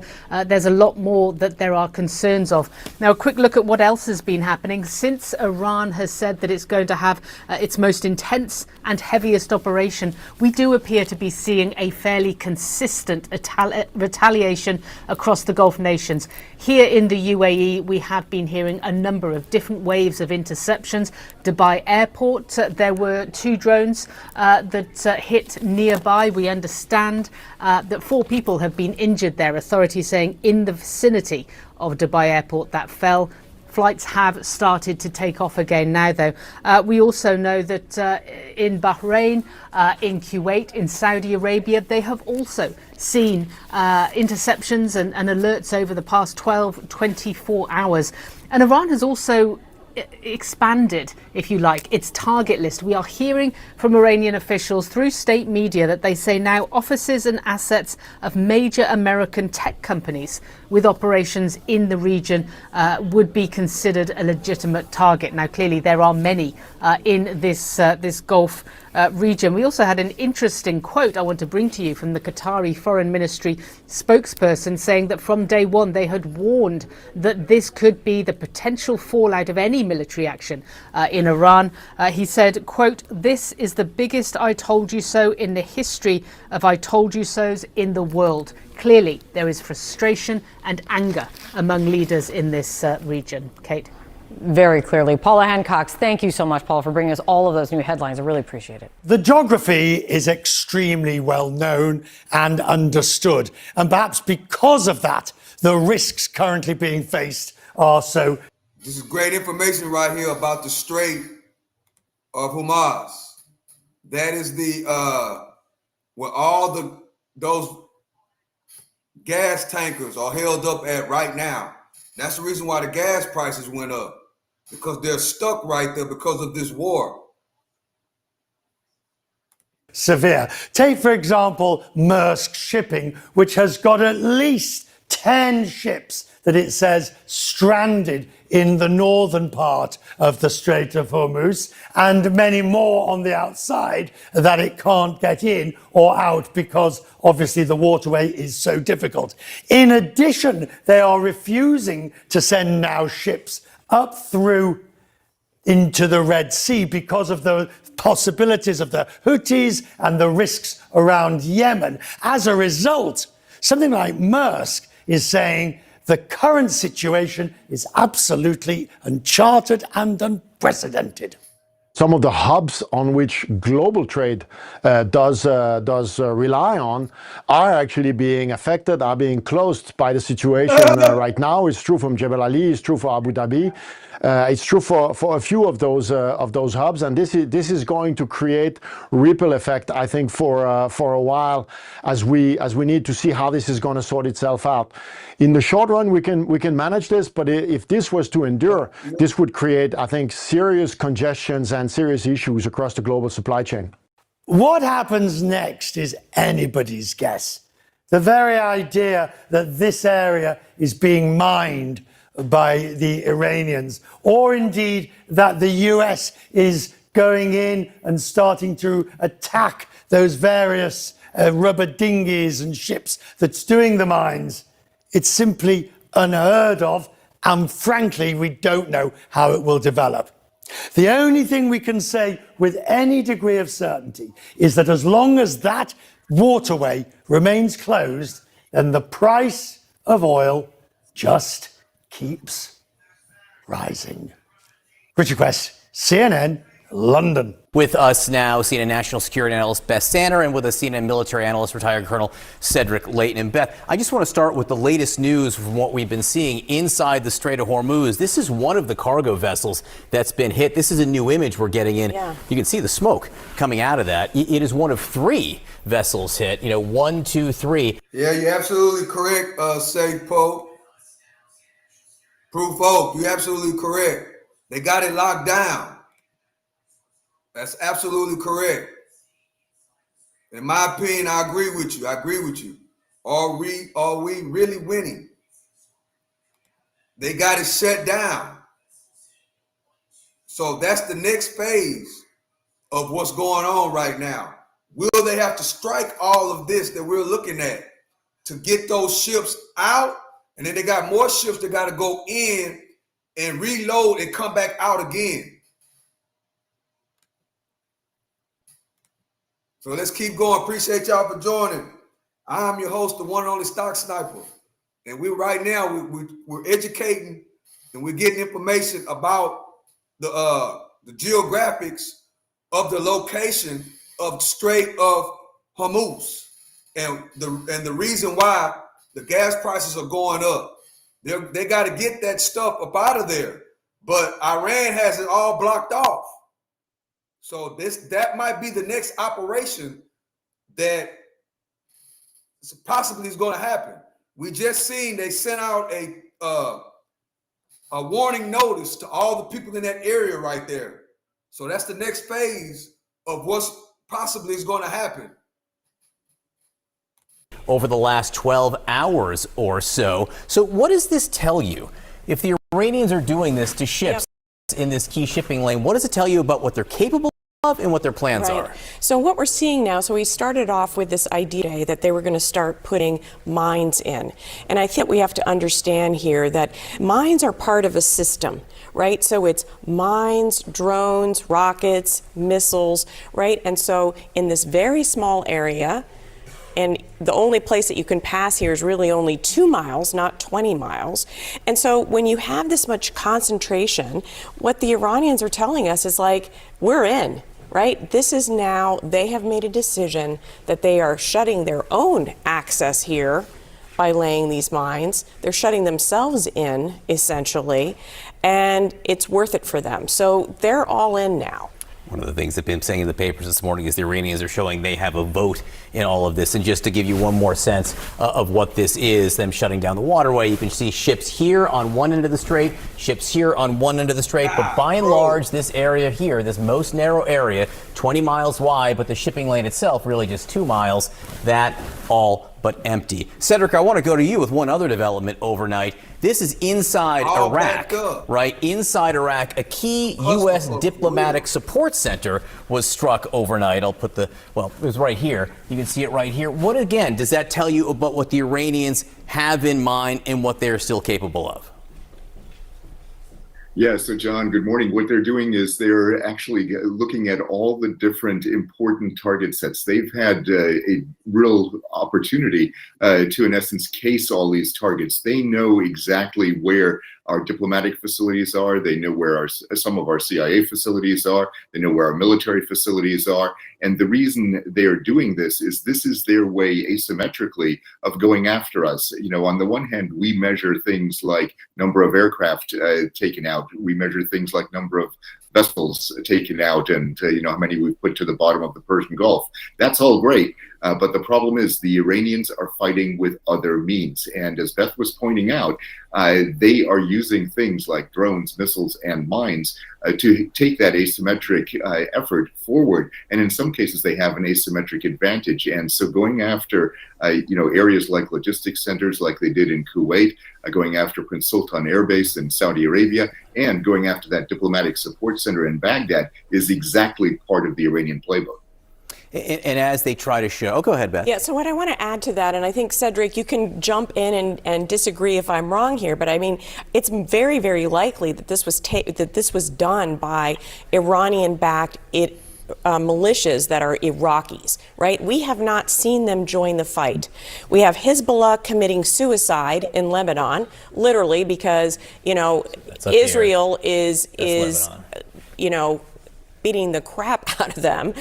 And now we have Iraq joining in. Are we going to have Yemen join in? Are we going to have the Houthis join into this fight, which would, you know, move us to the Red Sea? They haven't done that yet because it's not exactly in their interest right now to draw fire. They're kind of on their back heels right now domestically. But this is, again, an expansion of the war that we, you know, we were kind of waiting for. It hasn't happened, but maybe this is it. Cedric, when we go back to the Straits, Yeah, go ahead, Cedric. Sorry, I didn't mean to interrupt. Go ahead.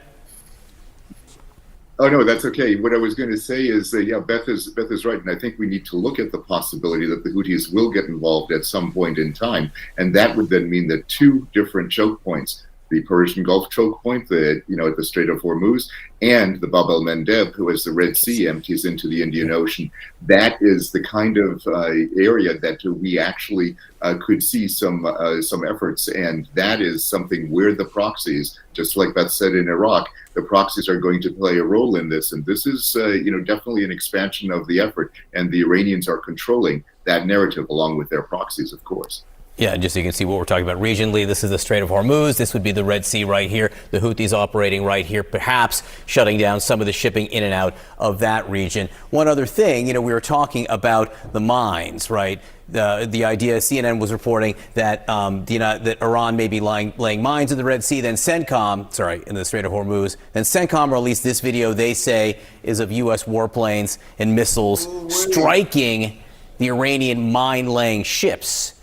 Is this enough to disable them? I think we think the Iranians have, 5,000 mines that they could use? Would this be enough to stop efforts to mine the Straits? I mean, it's obviously, it helps, but I mean, we're talking about 1,000-mile coastline, and we're talking about a capacity of Iran to use all manner of ships, dhows, things that look like fishing ships. Yeah, you can't do that at scale, but you can certainly throw one or two over the back of the boat, and no one will know that. It's very, very hard to track down these very small vessels that can lay mines. So I think it's kind of whack-a-mole, and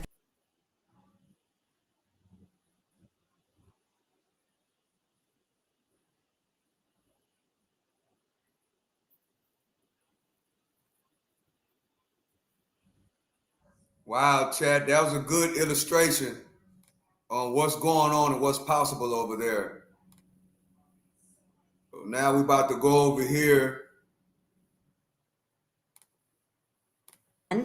Going forward, right? A lot around waste, fraud, and abuse, a lot about permitting reform, and really what the focus is going to be on going forward is highlighting the wins that we've already gotten, but what specific pieces of We got 80 people in the building.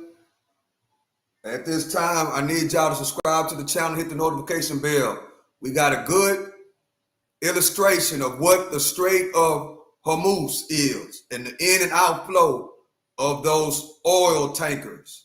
We got to get good illustration of what's going on over there. They stuck, they can't come out, And the ones that need to go in and rebuild can't go in. So it's a clusterfuck over there. And it's all being held up by Iran, in my opinion. It's all held up by Iran. And in my opinion, I think that's going to be where the next strikes are going to happen, unless Iran back off and let those things come out. In my opinion, I think that that's going to be the next area of operations. Let me know, chat, what you think about that. What you think about what we just seen. You know, that's my opinion. I want to hear some other people's opinions inside the chat as we continue with Representative McClain taking questions. Appreciate y'all for joining the chat. I'm your host, the one on the Stock Sniper. Please do me a favor and subscribe to the channel and hit on the notification bell and drop a comment. Let me know what you think about what's going on over there in the next phase of this operation over there on Strait of Hormuz. Legislation are we going to do, right? You heard the president on Monday when he was here, the Save America Act, extremely important for him, as well as specific pieces of legislation to bring costs down for Americans. So again, thank you all for being here and thank you for your engagement. We'll take a few questions. What would you put the percentage at of Reconciliation 2.0 getting done? 100. No, I'm kidding. Do you see how we Everybody must have loved our first reconciliation bill so much because that's all we talk about. Hey, when's the second act going to come? Yeah, there is definitely an appetite for it. There's no question that there's an appetite.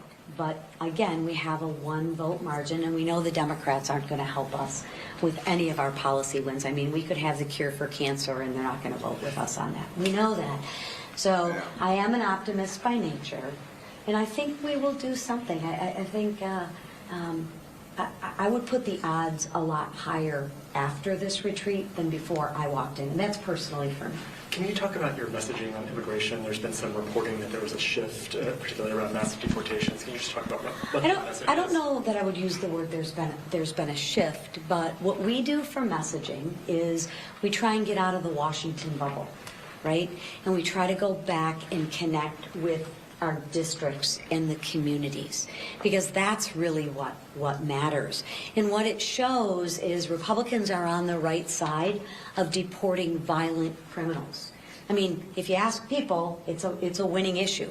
We want violent criminals to be deported. We want the border to be closed, and we want our communities to be safer. That's the messaging that we need to make sure we get out there. What we need help is a little bit of help from you is covering the violent criminals, right? At covering what we're doing, not picking and choosing, you know, the one little boy in the blue hat, so to speak, right? We have to focus our message because it matters. We need to keep our communities safer, deport the violent criminals. That's what we need to focus on because that's the winning message. So I don't know if it's a shift, but we've seen House Republicans be very supportive of passing the SAVE Act. Yeah. Are House Republicans calling on the Senate to change some of their rules, maybe even nuke the filibuster in order to get this legislation passed? I think you saw that this morning. Go ahead. I was just going to say, yeah, there's lots of conversation about it. Well, I personally will defer to our Senate colleagues, and they know how to navigate this, and we're united in the concept and moving it forward, and we'll just kind of I defer to the Senate on how they're going to play this, play this out. A ton of talk about that and how we get the Senate to act, and I think you even see today the Senate's moving, right? You saw Cornyn come out today and in favor of that. So the SAVE Act is a very important act that we need to get across. Again, it's a contrast between one party wants fair elections and the other party doesn't, right?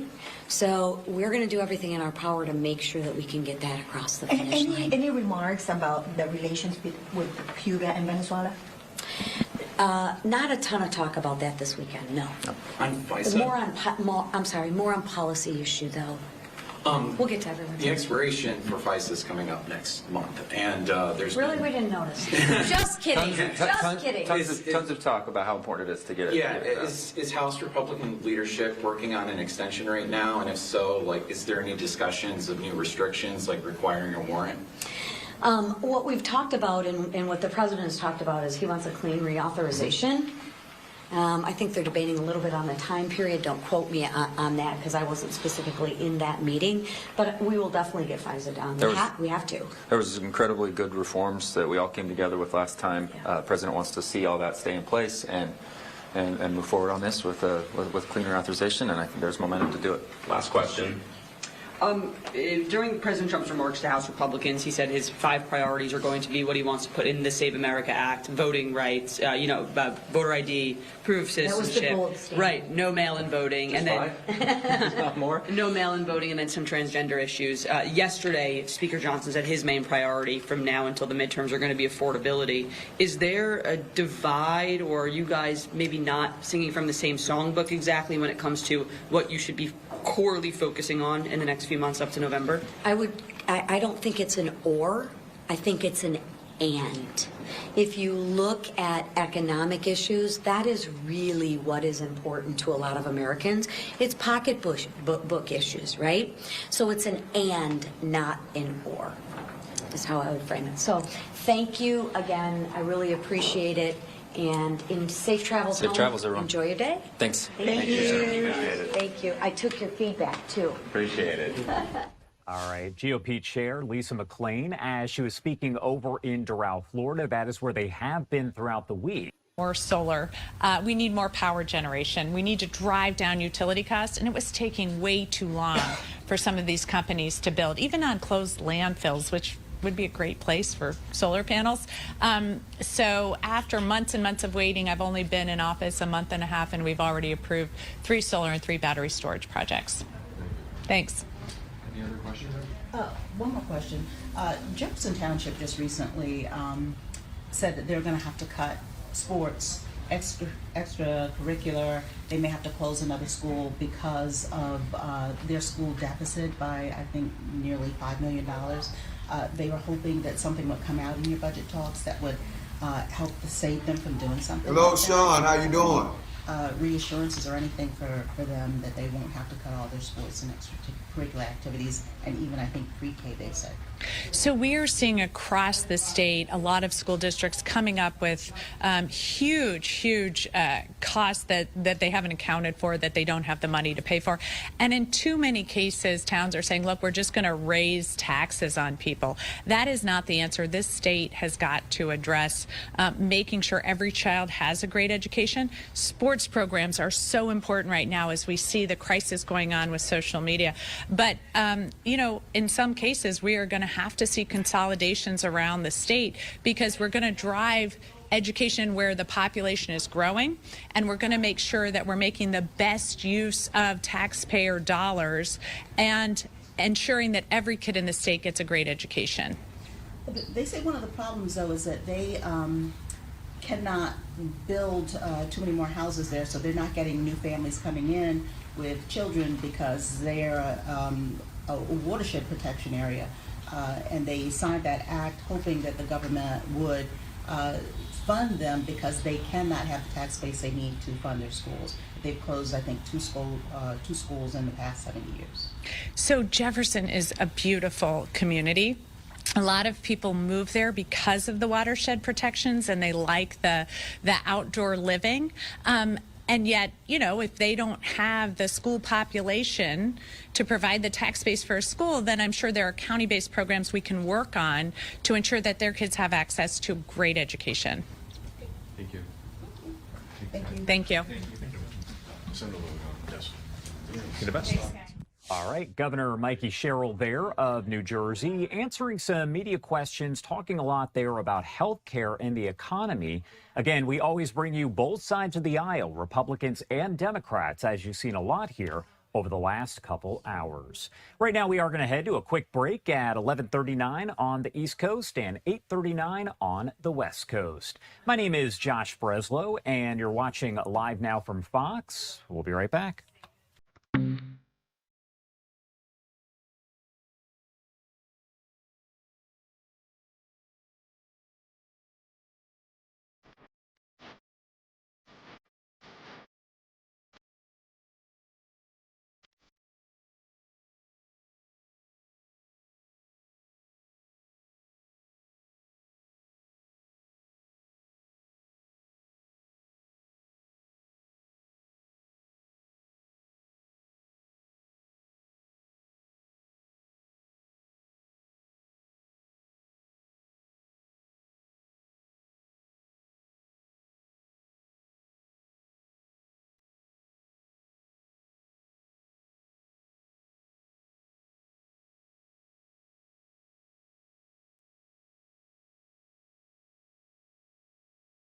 in shelters. 125 health sector supported mobile primary healthcare units are providing services too. Child protection, psychosocial support are also being expanded, alongside preparations for emergency cash assistance for vulnerable children and families. In close coordination with the government of Lebanon, a 3-month hyper-prioritized flash appeal will be launched in Beirut later this week. This emergency scale-up comes on top of existing humanitarian programs under the 2026 Lebanon Response Plan. I will support these efforts with a rapid response allocation of $15 million from the Central Emergency Response Fund to help scale up life-saving work. Additional funds will be released through a reserve allocation from the Lebanon Humanitarian Fund. But our ability to reach people is tightening by the day. Large areas of South Lebanon, the Bekaa, and Beirut's southern suburbs remain active conflict zones. Debris and unexploded ordnance are blocking roads to affected villages, and key transport routes, including those linking the Bekaa, have been repeatedly disrupted. Population movements are shifting quickly and increasingly difficult to track. Of course, Lebanon's latest humanitarian crisis is just one more consequence of a regional war that is spiraling out of control. War does not stay neatly within borders. It tears through markets, supply chains, food prices.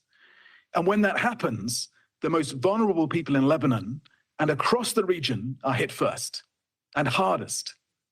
When maritime corridors such as the Strait of Hormuz are disrupted, food, health, energy become more expensive and harder to access. Impact on food security is already evident in Gaza, where the price of flour is up by 270%. Global shipping costs have increased 16% compared to this time last year. We anticipate delays of 6 months in the delivery of supplies across multiple humanitarian responses. Airspace closures are also disrupting our humanitarian missions across the region. So we are pre-positioning stocks, activating alternative supply routes to keep life-saving aid moving to Lebanon and, of course, across the region. But as the Secretary General insisted and USG DiCarlo underlined, we need the protection of civilians, de-escalation, an immediate cessation of hostilities, and genuine dialogue and negotiations towards a peaceful settlement, in line with the Charter of the United Nations.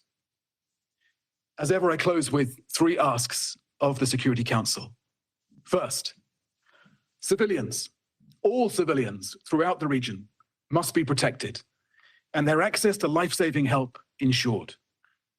Constant care must be taken to spare civilians and civilian infrastructure, hospitals, water sources, schools, energy, at all times and by all parties.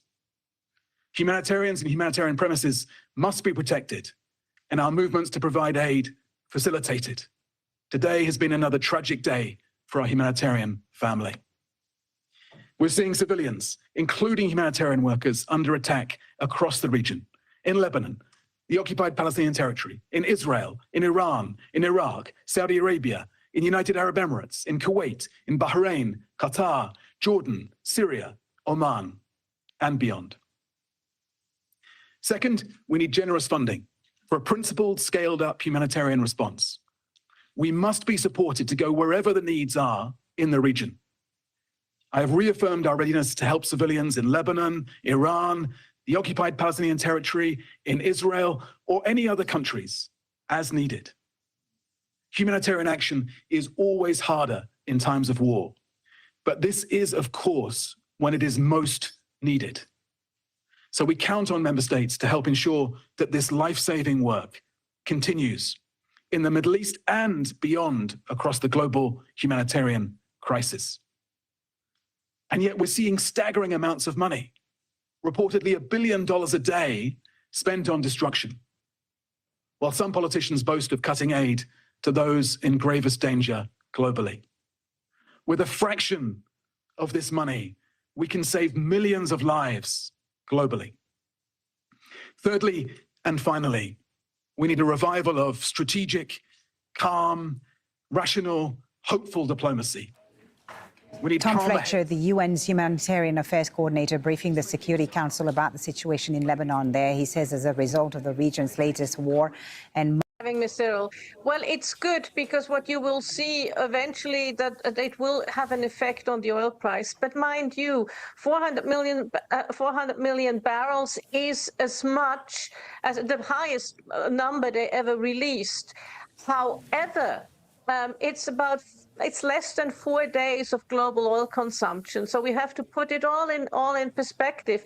And there's only so much you can do. Essentially and eventually, we need the Straits of Hormuz to open, and that will, by the way, take time to work. What's it for any of their regional allies? So is Afghanistan maybe a closer blueprint to what we're going to see in Iran? I think that years ago, and there's no end in sight to the Israel, and you have reporting from the scene. You have an immediate Western countries during war. On February 28th, Israel and the United States worsening conditions for an already poor society. We heard the first blast. I grabbed my wife and daughter and took them to another room, and then we heard a second blast. Yet another traumatic incident for a population still reeling from multiple crises in recent years. The last war, only 2 years ago. And there's no end in sight to the latest confrontation. The Lebanese government is offering to direct talks with Israel. Israel says it will not negotiate and that the war will end when Hezbollah disarms. But Hezbollah says it won't surrender. Zana Khuder, Al Jazeera, Beirut. The Israeli military has continued to issue forced displacement orders to residents of southern Lebanon.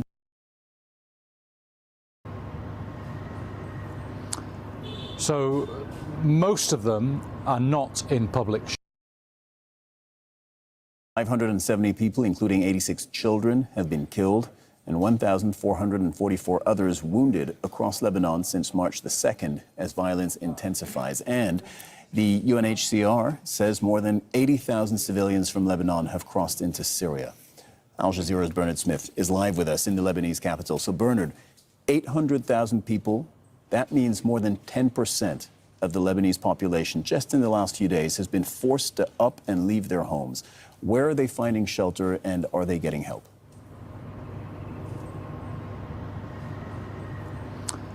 So most of them are not in public shelters. Most are either those that have the means paying to stay in hotels, finding rented accommodation elsewhere, staying with friends.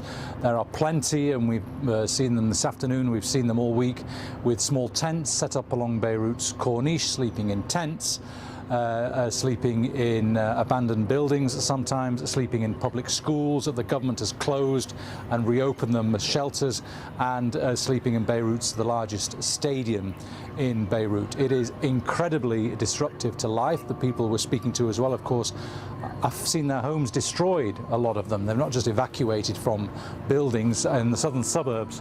Certainly people have been evacuated from there, and actually we've had another evacuation order there in the last couple of hours, and this time the warning from the Israelis is to evacuate and not to return until further notice. They've highlighted specific districts in the southern suburbs that they said they're going to target, all the while the Israeli drone overhead identifying targets. But for those displaced, no education for the children, no chance to go home, no chance to get life back to normal, and everyone asking when can we go home? And nobody knows, except that if Israel is determined to degrade Hezbollah's capabilities militarily, this could be running into weeks or months. Incredibly disruptive for the whole of Lebanon and the Lebanese people. And Bernard Smith reporting from the Lebanese capital. Thank you very much, Bernard. And Spain has permanently withdrawn its ambassador to Israel. The ambassador had already been recalled last September after Spain banned aircraft and ships carrying weapons to Israel from using its ports or airspace. That was in response to Israel's genocide in Gaza. Tensions have escalated following the U.S.-Israeli strikes on Iran, with Israel accusing Spain of standing with tyrants for opposing the war. Spain's embassy in Tel Aviv will now be led by a chargé d'affaires.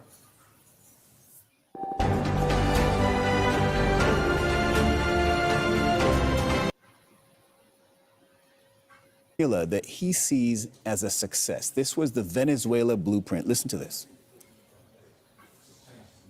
Formula that's been very good so far, and I think it'll continue to be good. The relationship is extraordinary with Venezuela, smart country.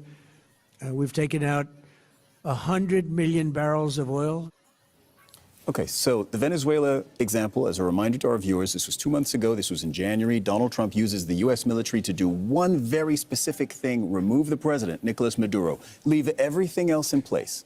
And since then, according to Donald Trump, the U.S. has a good relationship with its one-time nemesis, Venezuela. They called it behavior change.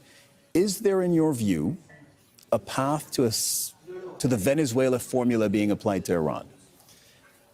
I don't want to rule anything out, but it seems really unlikely at this point. And certainly right now, when tensions are incredibly high, when the war is escalating, and also in particular after the United States didn't just kidnap or remove one figure from the Iranian government, but killed so many people. And Israel has pledged to continue to carry out these sorts of targeted assassinations.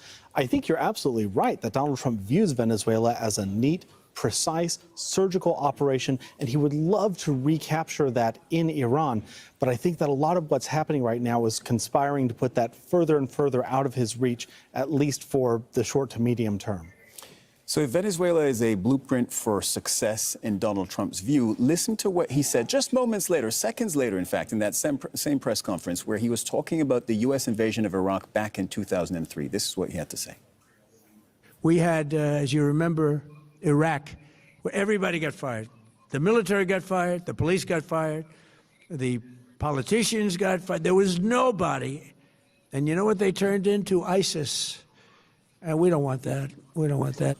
So this was 20 years ago. The U.S. goes into Iraq, breaks the military and political structures, leaves a security vacuum. ISIS fills that security vacuum. Donald Trump sees this as what not to do. Yet what he's doing in Iran now looks a little closer to what the U.S. did in Iraq, than certainly closer to Iraq than to Venezuela. I think in a lot of ways it does. I will say congratulations to Donald Trump for having a lucid, cogent diagnosis of what happened in Iraq. You would think that that would make him more hesitant about the sort of thoroughgoing regime change operations that's going on. U.S. and Israel both targeting tons of security operations, security headquarters throughout the country of Iran. And you would think that this would make him more, susceptible to arguments not to do this.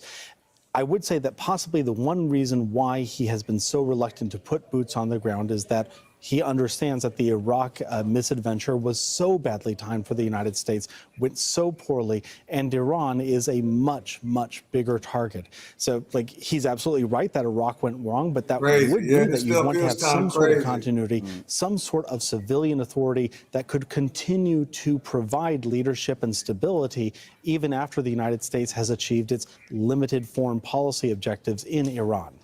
So the U.S. president, therefore, telling us or signaling to us that he doesn't want to completely cripple the institutions and the structure of the Iranian state because he doesn't want to repeat the failures of Iraq. If you survey the U.S. big military campaigns this century, the elephant in the room that we haven't mentioned yet is Afghanistan. So the U.S. goes in, spends 20 years, ends up being pushed out by the Taliban. In that respect, it's a failure. But in another respect, do they get along with Afghanistan is no longer a threat or base for a threat to be launched against the U.S. And that's what they want in Iran. They don't want Iran to be able to project force against the U.S. or Israel or any of their regional allies. So is Afghanistan maybe a closer blueprint to what we're going to see in Iran? I think that this is a really intriguing idea because in Afghanistan, the United States went in after September 11th because Afghanistan had harbored al-Qaeda and those who had struck directly at the United States on 9/11 and earlier. And now that is not on the table for Afghanistan. One big difference, of course, is that it was a 20-year occupation, a huge investment of time, of blood, of honor. And of course, the Afghan people had to bear a brunt of that. So you'd hope that any model here would go a little bit faster. But I do think that in there's the idea that if the United States States could reach an accommodation with Iran over the red lines that the United States has identified, then there might be a modus vivendi, a way of moving forward that would satisfy Washington.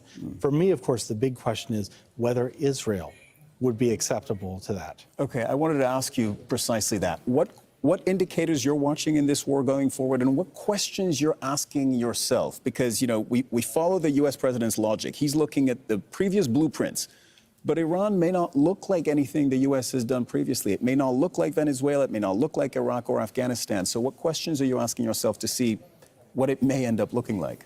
Yeah, the number one difference between Iran and all of the other cases you just mentioned is that Iran has a serious capability to hurt the United States, to hurt Israel, to hurt regional allies of the United States, and of course the global economy. This is something that Afghanistan could not do, but because of this, Iran has substantially more leverage. That leverage isn't infinite. Iran also wants its own oil to reach market. It wants economic stability. It wants to rebuild its country. But this is a major difference. This is not going to be something like Afghanistan. Unlike what we saw in all those other countries. Exactly, right? In Venezuela, they hardly shot back at the beginning. So I think that this makes the situation more complicated. I do think that as blundering as this war's initiation has been, deft diplomacy, adroit management of the situation could lead to something out. But I don't think that deft and adroit are in President Trump's vocabulary. All right. It's interesting what you mentioned about the energy. We opened the show with that, and currently Iran still has maximum leverage over that energy choke point, which is the Strait of Hormuz. Paul Musgrave, thank you very much. Thank you. Now, about energy, the International Energy Agency has agreed to release the largest volume of emergency oil reserves in its history. The Paris-based organization says that it will make 400 million barrels of oil available from its members' emergency reserves. IEA countries have unanimously decided to launch the largest ever release of emergency oil stocks in our agency's history. IEA countries will be making 400 million barrels of oil available. I repeat, 400 million barrels of oil available to the market to offset the supply lost through the effective closure of the strait. This is a major action aiming to alleviate the immediate impacts of the disruption in markets. The U.S. and Israel's attacks on Iran have sent world oil and gas markets into turmoil. Before the strikes on Tehran, the two most common types of crude oil sold at around $70 a barrel. That was the price pre-war. Now, the price of a barrel began to climb after the American and Israeli attacks, and Iran's retaliation hit nations across the Gulf region.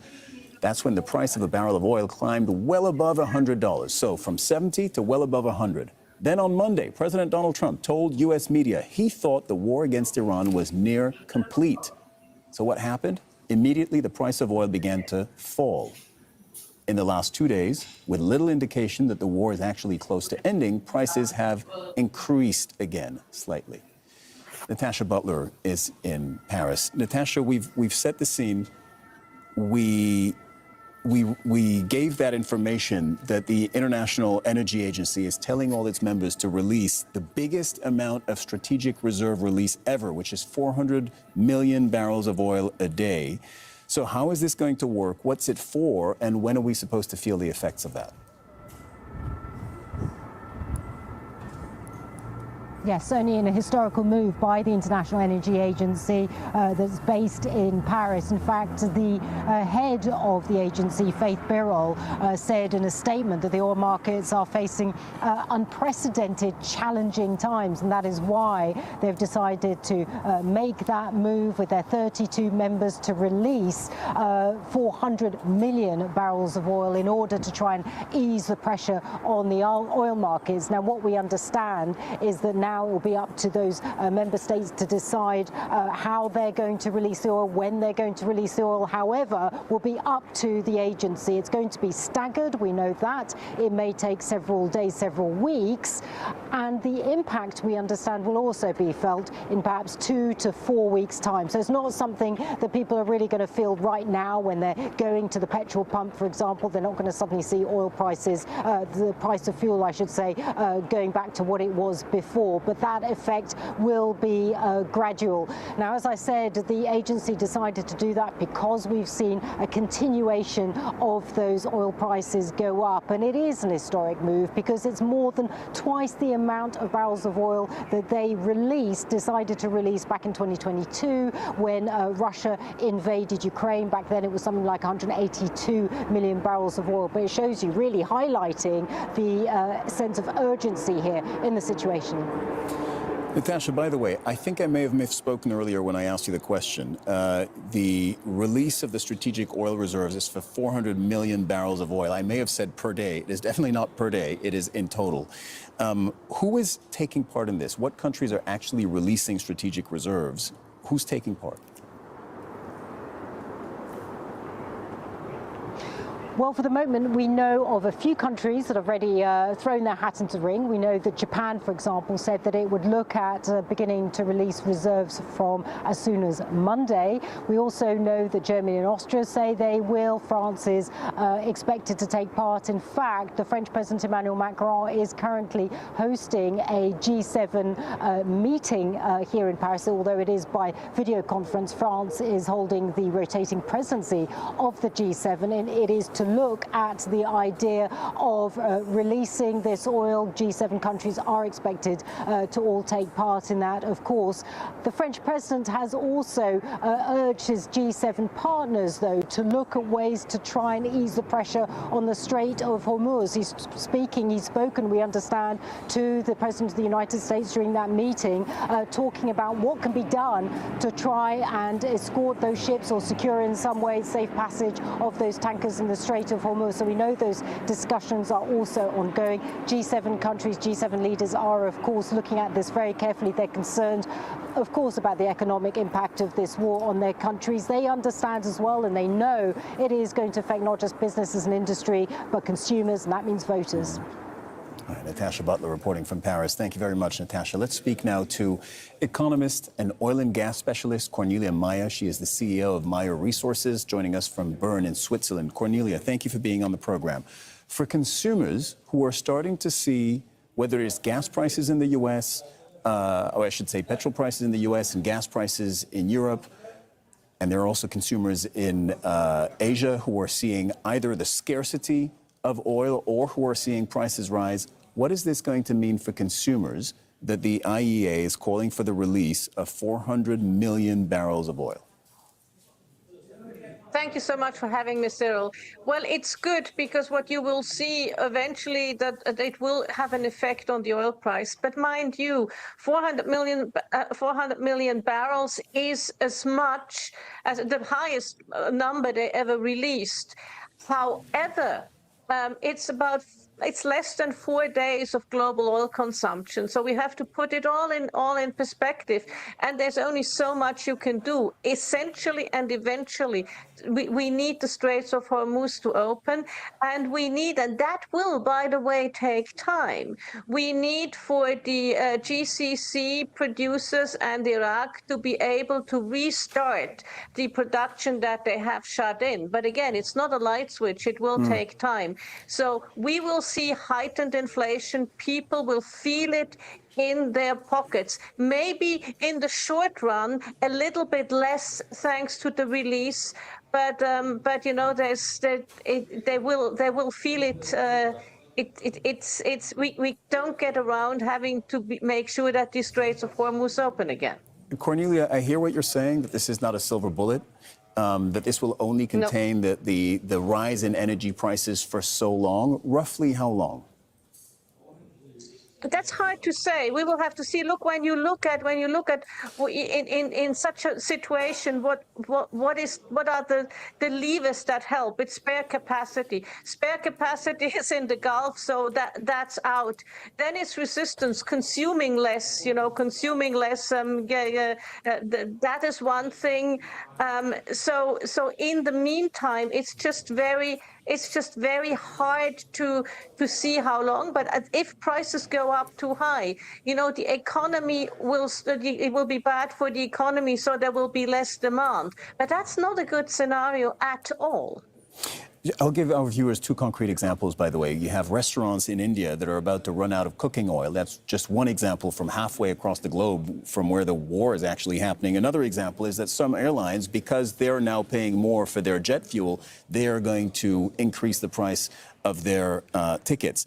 At some point, and you've explained this, at some point the effects of this like spare capacity that's being released, at some point those effects run out. Then what happens? It's not. Yeah, it's not spare capacity. It's strategic reserves that are released. Yeah, what happens when? So that's supposed to help, but you said it only will help for a limited period of time. When it stops helping, then what happens? Well, we will have even more inflation, and you will see people, you know, traveling. They're doing already traveling less, using less oil. It will have really a devastating effect on the economy. And I mean, Nasser, the CEO of Aramco, said yesterday, look, if this strait doesn't open soon, it will have a devastating effect on the global economy. So most of the oil-producing countries and gas in the Gulf, whether it's Qatar, Saudi Arabia, the Emirates, Kuwait, Bahrain, their energy, oil and gas, goes through the Strait of Hormuz. That is what is currently closed because ships are too afraid, with good reason, I might add, to go through that particular waterway. The Kingdom of Saudi Arabia, however, does have an alternative way to get its oil out. It's the East-West pipeline, right? That's such that the oil would no longer have to be shipped through by boat through the Strait of Hormuz. It can just cross the Arabian Peninsula and then go out through the Red Sea. That, I think you're going to tell me. Go ahead. It can go out to Yanbu, fine, but this is only about a capacity of about 5.5 million barrels a day at its best. That's what I was going to ask you. How much of a shortfall does this make up about for? 10 million barrels a day. Sorry, say those numbers again. Dang. It's about 5.5 million barrels a day capacity at its best, but the Saudi production used to be about 10 million barrels a day. The Emiratis also have a pipeline going to Fujairah, to the Gulf of Oman, which is also only about 1.5 million barrels a day, so which is also less than half of their usual daily production. Okay, therefore, if the Strait of Hormuz remains closed, and now that the International Energy Agency has already made this big announcement, biggest historic emptying of, or releasing, I should say, of strategic reserves ever, now that they've already done this, if the Strait of Hormuz remains closed, what's the next move? Well, they have more reserves that they can release, but this is just not a road we want to go down. And I quote, I mean, Nasser again. That strait really needs to be open. You know, it's 20% of oil, crude, and products that are now taken out of the market, and it's 20% of LNG. And but Cornelia, pause for a second. Especially Asia will feel that. I completely understand your point from an energy market standpoint. You're saying that that strait really needs to reopen. I get it. But there's a war right there around that strait. Iran is on one side of the war, and it is their biggest leverage over the entire world to try and end this conflict. So they are not going to reopen this until they can get, benefit from it. So in other words, what I'm saying is it may remain closed. My question to you is, what then? Well, hyperinflation. Good question. And really bad impact of the economy. By the way, forget rate cuts in the US because inflation will be so high that you can't cut rates. So it is really sort of a very, very, very dire scenario for the global economy. And it's especially a dire scenario for developing countries because they will no longer be able to afford the LNG. Bangladesh, Pakistan, the LNG cargoes they need. 30% of fertilizer also goes through the Straits of Hormuz. And that will have food inflation, and that will have big impact on again, developing economies. And again, we don't have a USAID and a lot of the aid money that we used to have before anymore because USAID is shut in and because Western countries are preferring to look after defense rather than overseas development. Yeah, this really is affecting and will continue to affect consumers globally, as we said, from the U.S., Europe, South Asia, Southeast Asia. Cornelia Maya, CEO of Maya Resources, thank you very much. Thank you very much, Cyril. Iran is home to one of the most complex ethnic and religious mosaics in the world. From the mountains of Kurdistan to the plains of Khuzestan, the country's 90 million people represent a vast array of identities, each with its own history and its own demands. Julide Eiger reports.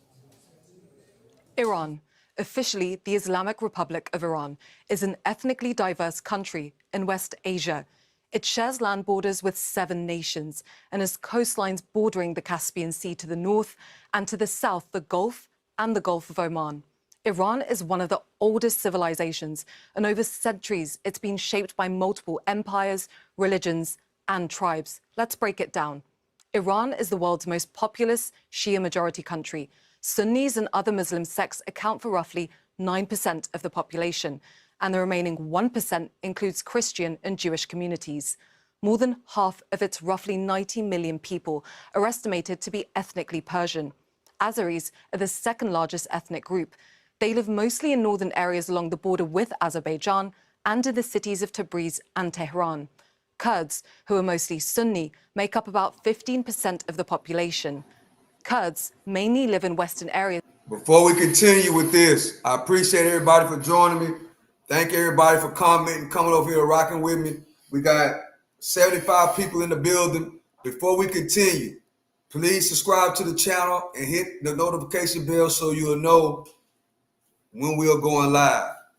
This is good information that we're getting, so let's continue with the content. Make sure you subscribe to the channel and cut on your notification bell. Near the border with Turkey. About 3% of Iranians are ethnic Arabs. They're concentrated in the southwestern province of Khuzestan. And Baluchis make up to 5% of the population. They mostly live in the southeast, which is where most of Iran's oil and gas reserves are. But despite that, it is one of the poorest regions. All right. Iran's highest-ranking Sunni Kurdish official is calling for domestic unity. In an interview with Al Jazeera, Vice President Abdul Karim Hosseinzadeh says past government mistakes have fueled a sense of discrimination, but that the Iranian identity remains the ultimate glue holding the nation together. Saying that there are no issues in our country is unrealistic. Every country in the world has issues. Naturally, enemies invest in our weak points. I think the projects to cause ethnic division, Turk, Baluch and Arab phobia have truly failed. All of these people are Iranians. I believe that Kurds have become more aware and will not be used as tools. You can see this even in the protests of 2022. A large portion of protests involved Kurdish people, yet you did not see or hear any slogans calling for secession or the separation of Kurds from Iran. Therefore, I say this sincerely and very seriously. Kurds are deeply attached to their homeland. I truly do not consider Iran to be divisible, and Kurds have never been separatists. Our correspondent, Osama bin Javed, is back in the studio with us. Osama, we just showed Iran, and sorry for the cliche, but is a mosaic, right? Ethnic mosaic. And from the very first days of the war, we started hearing that maybe the U.S. or maybe Israel would want to empower, support, and incentivize some of those groups to go and claim part of the land or put pressure on the government. Can this mosaic be used by Iran's enemies to lightly be leveraged to put pressure on this government? Well, that has always been the wish since the 1979 revolution. There's been always talk about, and in recent days you've heard from Benjamin Netanyahu in his first speech after the attack on Iran, talk to all of that mosaic of diverse communities that are in Iran. So let's break them down. Essentially, you've got more ethnic Azeris living in Iran than the total population of Azerbaijan, right? That is in the north of the country. In the east, you've got the Baluch. In the west, you've got the Kurds. Now, Kurds is very interesting because the Kurdish minority has always been struggling for its rights. It's been trying to carve out its own state. You've seen what happened in Syria. You've seen what have happened in Iraq, where there was an expansion of the state when ISIL was defeated, and then the retraction of that state when the Iraqi forces moved in. And similarly, these Kurds on the Iranian side of the border have maintained very strong ties with the Syrian and the Iraqi Kurds as well. They've been struck, by the way, by Iran. Well, Iraq is the only country which has been hit by both sides. And predominantly is the Kurds who've come under attack. And you've seen how the Kurds felt they were disposable allies in Syria. And that's why many have refrained from going into actual warfare, for fighting for the United States to, to go after this mythical state of theirs that they would want to claim. It is not out of the realm of reality, but it is wishful thinking, because there's still an Iranian identity which binds many of these communities together. Now, are they marginalized? Yes. Have they been facing economic hardship? Absolutely.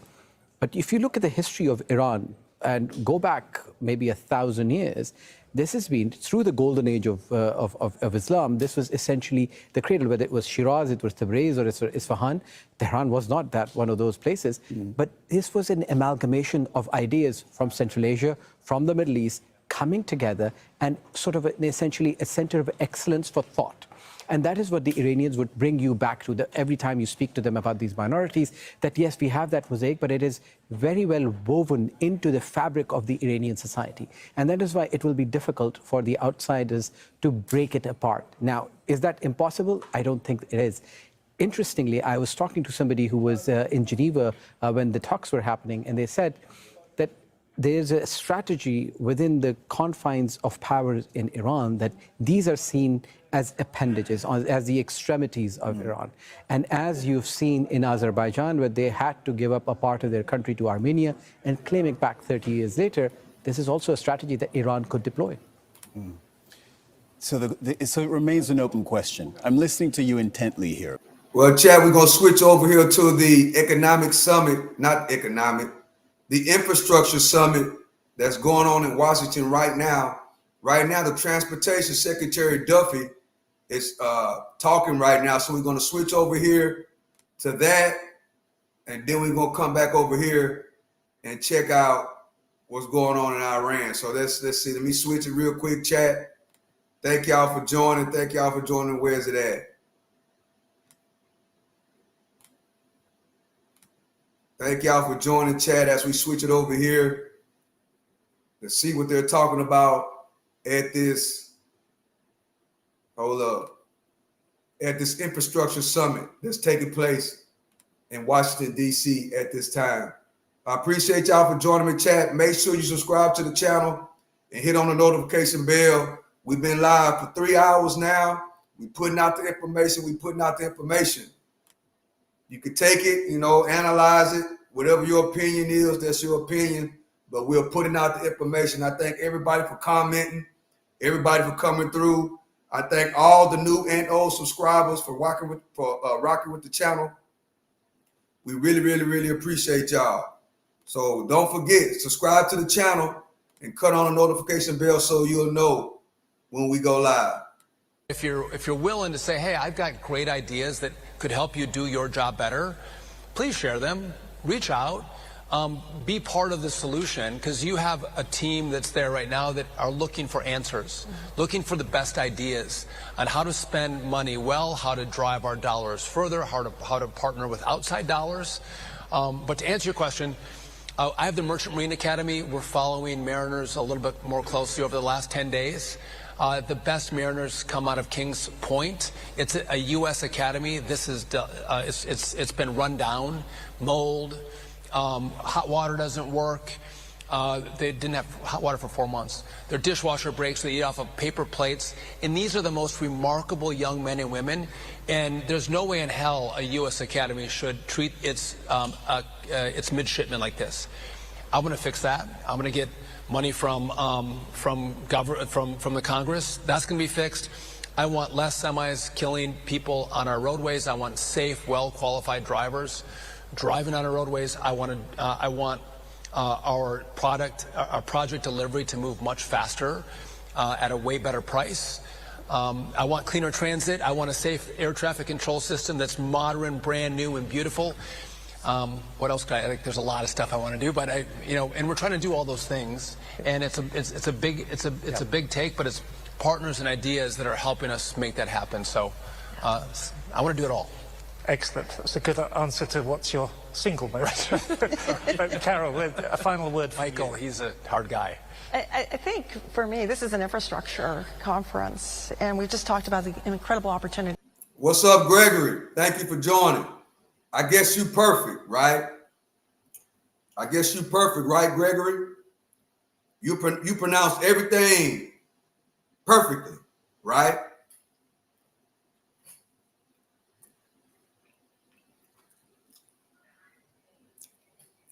You worried about the wrong thing. Worry about the information. Don't worry about pronouns and pronunciation. Because you are not perfect. Remember that, bro. You're not perfect. But don't worry. Start in a little bit, we're going to open up the phone lines. Maybe next week. That way you can call in so I can hear how you talk. Yep, that's what we're going to do, Chad. We're going to start bringing people up. So, Gregory, make sure you subscribe to the channel.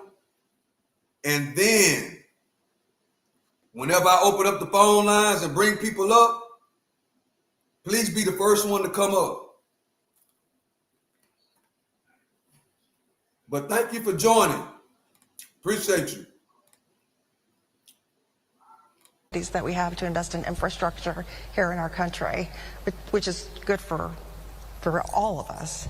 We as Americans need to break the paradigm about four-year colleges, and we need to get kids into trade schools. We in the private sector need to support that. I certainly support that. We have to own this because these jobs are great. I have drivers working for me who do not have college educations, who make $170,000 a year. That's a damn good job, and we need to encourage more kids to get into the trades, to come support this amazing opportunity we have to really make America great again. I love that. And by the way, we need autonomy in road, building roads, and autonomous equipment can revolutionize how fast we go and how much we spend. So every space hits technology. Darren, make sure you come up too. Thank you both very much. And if I drop the link, I think to hear that people have a role in the solution and not just capital and the public and private sectors. So thank you, Secretary Duffy, and thank you, Carol Tomei. You're welcome. Thanks for having us. Thank you. Thank you. We were listening in there to Transportation Secretary Sean Duffy as he's taking part in the infrastructure summit right there. I also wanted to share this live look with you of Air Force One as $1 million for a single year, but that will then extend over a 5-year period. So well in excess of $1 billion will come to the state for improved access to rural health care. These funds, this plus up over the per capita funds that were... You two guys that's commenting, please make sure you come up when I drop the link. When I drop the link, please, I hope y'all be the first two to come up so we can hear how you talk. We can hear how you sound.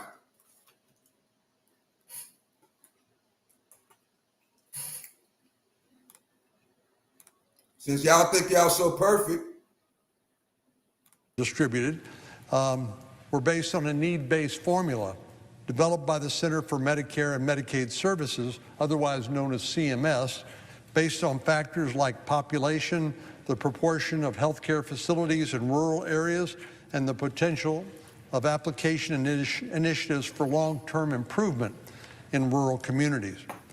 Because of the unique vulnerabilities faced by our rural hospitals and providers, the Rural Health Transformation Program is giving states like Texas critical resources to work directly with rural health providers to address these vulnerabilities and best determine the use of these federal funds.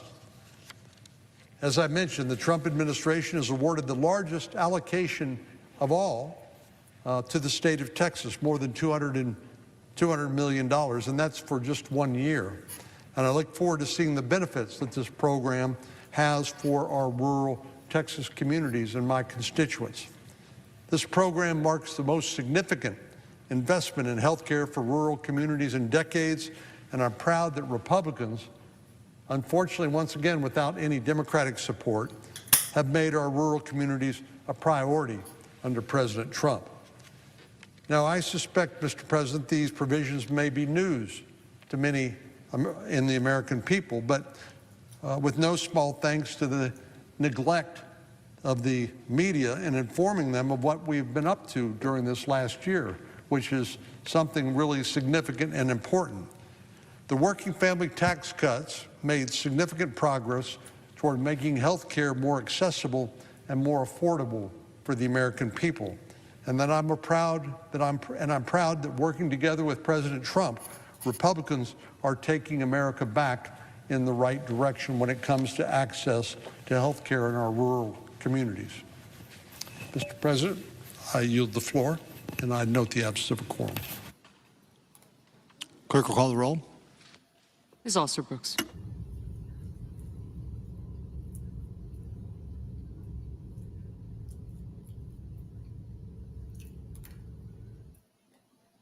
We were just listening in live to Senator Cornyn, a Republican from Texas, as he was speaking there on the Senate floor. It does look like they're taking a moment right now in between speakers. And we also wanted to bring your attention to a live look on the lower right-hand side of your screen. That is a live look of Air Force One, as President Trump will soon be departing for Ohio and Kentucky. His schedule there on the left-hand side of your screen, as he is expected to depart shortly. We are also anticipating receiving remarks from him, which we will share with you. Then at 2:30 p.m. Eastern Time, President Trump will visit Cincinnati, Ohio, a facility there. And at 4:25 p.m. Eastern Time, he'll be speaking in Kentucky. We're going to keep an eye on all of these live feeds and bring them to you as we receive them. We are going to just step away for a short break. As you can see, the Senate floor is in between live speakers. We do have some other additional events happening right now we'll get to. Is destroyed. This is a claim he's made in recent days. He's just reiterated it again on his way to Ohio. And specifically on the issue of energy, it's all focused on the Strait of Hormuz, right, which is this narrow waterway. We showed the map at the very top of the show. It's about 30-kilometer waterway that sits right between Iran and Gulf countries in the middle of this war zone, and it separates the oil and gas producers from their consumers around the world. It's currently closed. That's what prices are going up. Donald Trump is looking at that closely. What has he said about that? Well, he has been saying that the U.S. will attempt to balance this massive leap in the oil price, but hasn't exactly said how. For example, he said that U.S. Navy would escort tankers through the Strait of Hormuz. Well, that has not happened, although the Energy Secretary at one stage claimed that that had happened, but that was talked back by the administration. So it should not have come as a surprise to the Trump administration. The Strait of Hormuz has been under discussion for a long period of time, and any casual observer would know of the impact a war would have in the region on the Strait of Hormuz and the traffic passing through it. Now, President Trump has also addressed the question of mines being laid in the Strait of Hormuz. He said he hasn't been informed that that is the case, but if the Iranians do attempt to plant mines, then the consequences will be devastating, he says. So President Trump has been saying it is going to get better when this conflict is over. Well, we do not know when it is. We do not know what the end target for the U.S. administration is. He was asked now in the last few minutes whether he could declare victory if the newly appointed supreme leader is still in charge. And he said he doesn't want to comment on that just yet. So he claims as well that he's spoken to a number of international leaders, and they are all praising him for his decision to go into conflict with Iran. Once again, no full details given as to exactly who he was speaking to and the nature of that praise that he says he's receiving.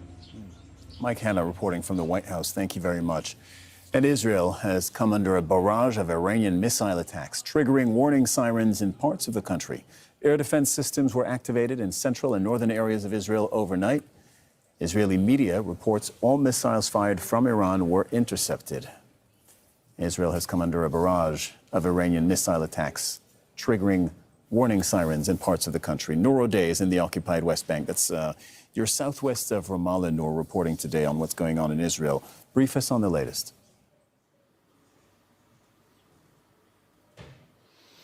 Well, Cyril, we haven't had any sirens go off from Iranian missiles in about 2 to 3 hours, but this is a period of time where there is a lull. Overnight, there were 3 hours where the sirens basically did not rest, and in the morning hours as well. In northern Israel, the sirens do not stop, because it's not just Iranian missiles, it's also Hezbollah's missiles. As you know, ever since Israel attacked Lebanon, announced that it would take over more territory in Lebanon, Hezbollah has been very active in keeping those air defenses busy with rockets, with drones as well, which are harder to track. This is unnerving, of course, for Israelis who have this multi-layered system of air defense, these sirens, and sometimes the early warnings, but it's also, of course, unnerving for the Palestinians who live in the occupied West Bank, who do not have the benefit of shelters, who do not have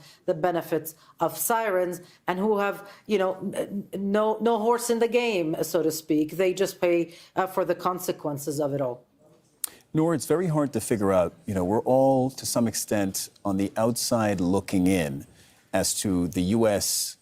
and Israeli military campaign and what it may or may not be achieving, what they're really doing in Iran. We have their regular briefings. That is their side of the story. What is the Israeli government, what is the Israeli prime minister saying about possible next steps?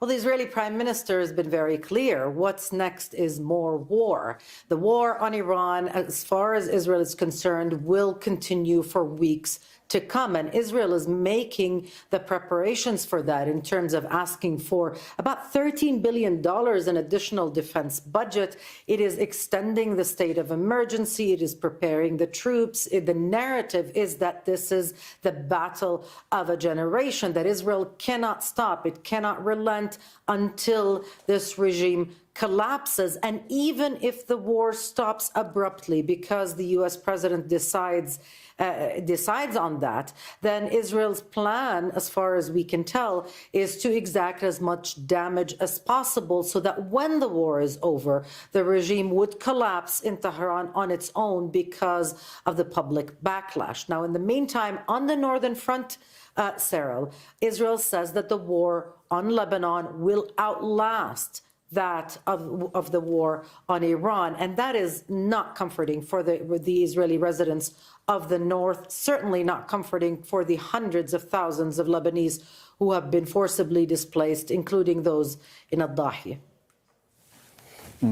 Noor, what is the public perception of this war in Israel? What do Israelis feel when their government is telling them that the war is doing well, but also telling them that, you know, they should prepare for a long, long time because it may last a long time and they don't know when it ends? Well, this is really an interesting point to look at and to analyze, Cyril, because on the one hand, you still have quite solid public support among Jewish Israelis for this war. Iran is the enemy that everybody loves to hate in Israel. This is the country that has been painted as an existential threat to Israel. Having said that, we have to keep in mind that the trust that the public puts is in the army, not in Benjamin Netanyahu, not in the politicians. And this is important for two reasons. One, it reminds us that Jewish Israelis all go to the military. They serve in the military. They do reserve duty. Those who are doing the fighting, doing the bombing, possibly committing the crimes are their sons and daughters. Trump is going to speak a little bit, chat, so we're just going to wait. On the other hand, there are elections coming up. Benjamin Netanyahu was hoping to go to elections in June. Make sure you subscribe to the channel. That doesn't look likely. It may happen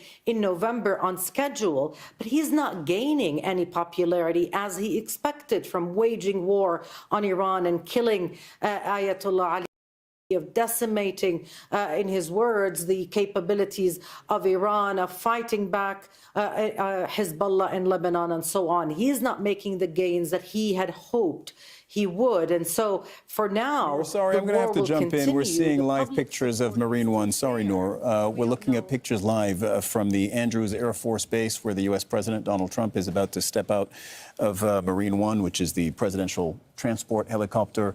So what's happening is he was coming from the White House. The helicopter drops him off at Andrews Air Force Base, and then he gets onto the presidential plane, Air Force One, where he will be traveling to Ohio, to Kentucky. There he is.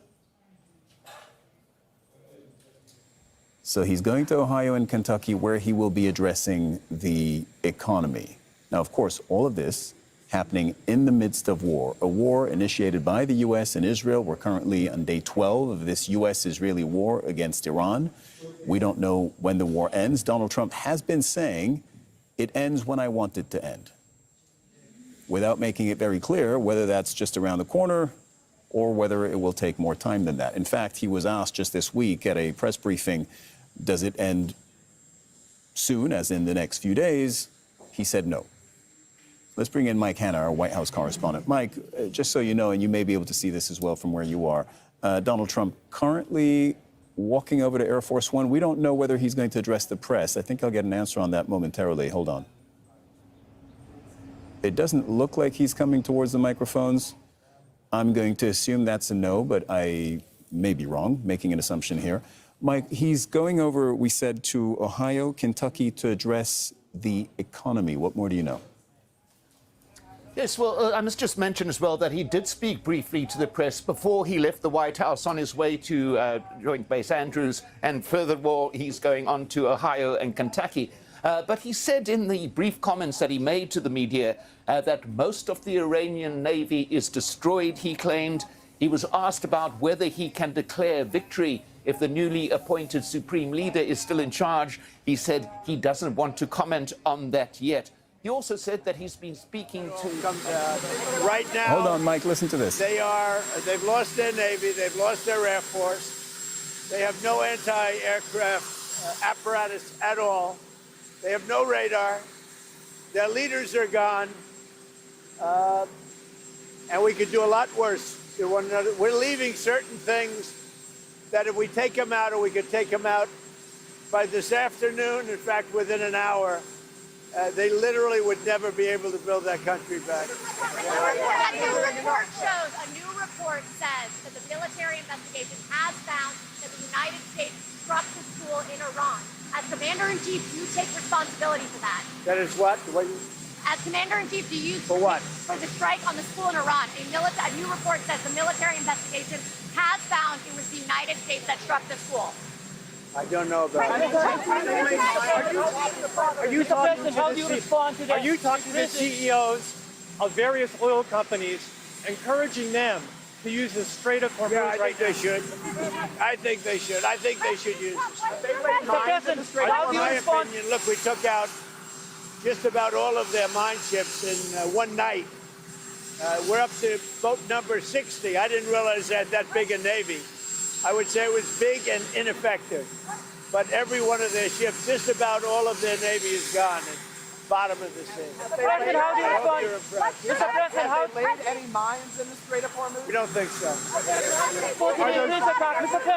President, is Senator Thune listening to you when you say you want to pass the Save America Act? He says there aren't the votes to do it right now. What's your response? Well, he's got to be a leader. You know, if he's a leader, he's got to get him. It's the most popular bill I've ever seen put before Congress. And it's voter ID, and it's voter. You have to be able to be a citizen to vote. It's called citizenship. And we're also adding in no men playing in women's sports, no transgender mutilization of our children, and no mail-in ballots, fake mail-in ballots. We have none of that, except in the case of the military, etc. I would say it is the Save America Act. It's the most popular bill I think I've ever put before Congress. Can you declare victory in this war if the Supreme Leader remains the Ayatollah's son? I don't want to comment on that. I don't want to comment. But I will tell you, I just spoke with various countries, the leaders of various countries. You'll have a list. And they said they've never seen anything like it. We have, and I built it during my first term, and I used it. I didn't realize I was going to use it this much, but we have the greatest military in the world by far. Nobody close. About a domestic terrorist attack by Iran,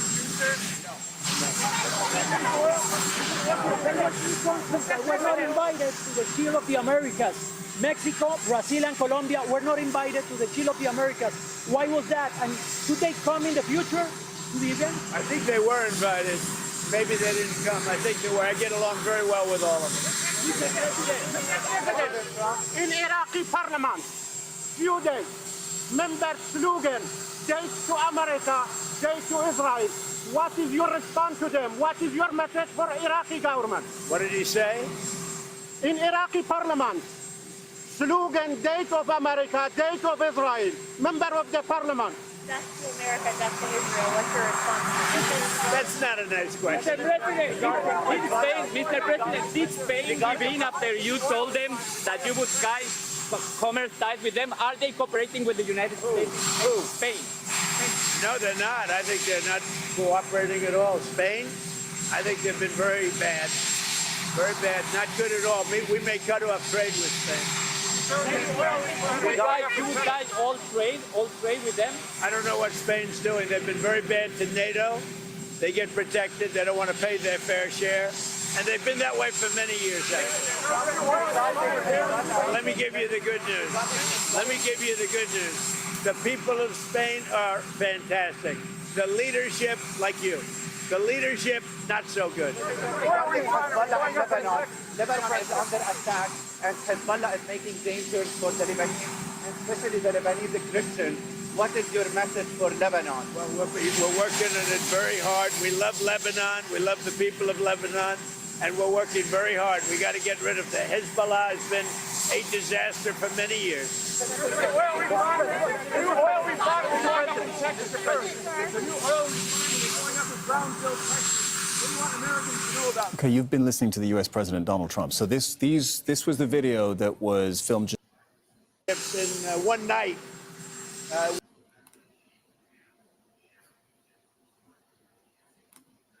Well, I think I'm ending right there, chat. I think I'm ending right there. I thank all y'all for rocking with me, everybody that's been coming through. I appreciate y'all for rocking with me. At this time, make sure you subscribe to the channel and cut on all notification bells so you'll know whenever we go live. It's been a long live, almost 3 hours and 30 minutes. We've been hanging out, reacting to what's going on around the world. So make sure you subscribe to the channel and cut on all notification bells so you'll know when we go live. So with that being said, I love and I appreciate y'all. Everybody that's been coming, commenting, whether you with me or, you're against what I say, I still love and I appreciate y'all. Why, Stock Sniper? Because this is the Freedom of Speech channel. You can come over and speak your opinion. You don't have to agree with me all the time. When you come over here, I want you to be comfortable. I want you to speak your opinion, and that's just what it is. So I love and I appreciate y'all. Everybody that's been coming and rocking with me, I love and I appreciate y'all. All the new subscribers, I love and I appreciate y'all. I wouldn't be able to do what I do without the people that come over here and rock with me. We all like-minded people. We interested in the same things. So we have stuff in common. All 35, however many people in here right now, we have a lot in common. That's just what it is. So I love and I appreciate y'all. Make sure you subscribe to the channel and cut on all notifications. I will be going live again. If you don't know, I go live when I exercise. It's called the walk down. I run 3 miles, then I go live and walk about another 1.25 miles, sometime more. Make sure you subscribe to the channel and come over there and come rock with me for the walk down. I will really, really appreciate it. So with that being said, I love and I appreciate y'all. To the next one. Y'all have a great evening. A great afternoon. It's about to be lunchtime. So with that being said, I love and I appreciate y'all. Salute to the chat. To the next one. I'm out. God bless you too, Donnell. Thank you for joining me.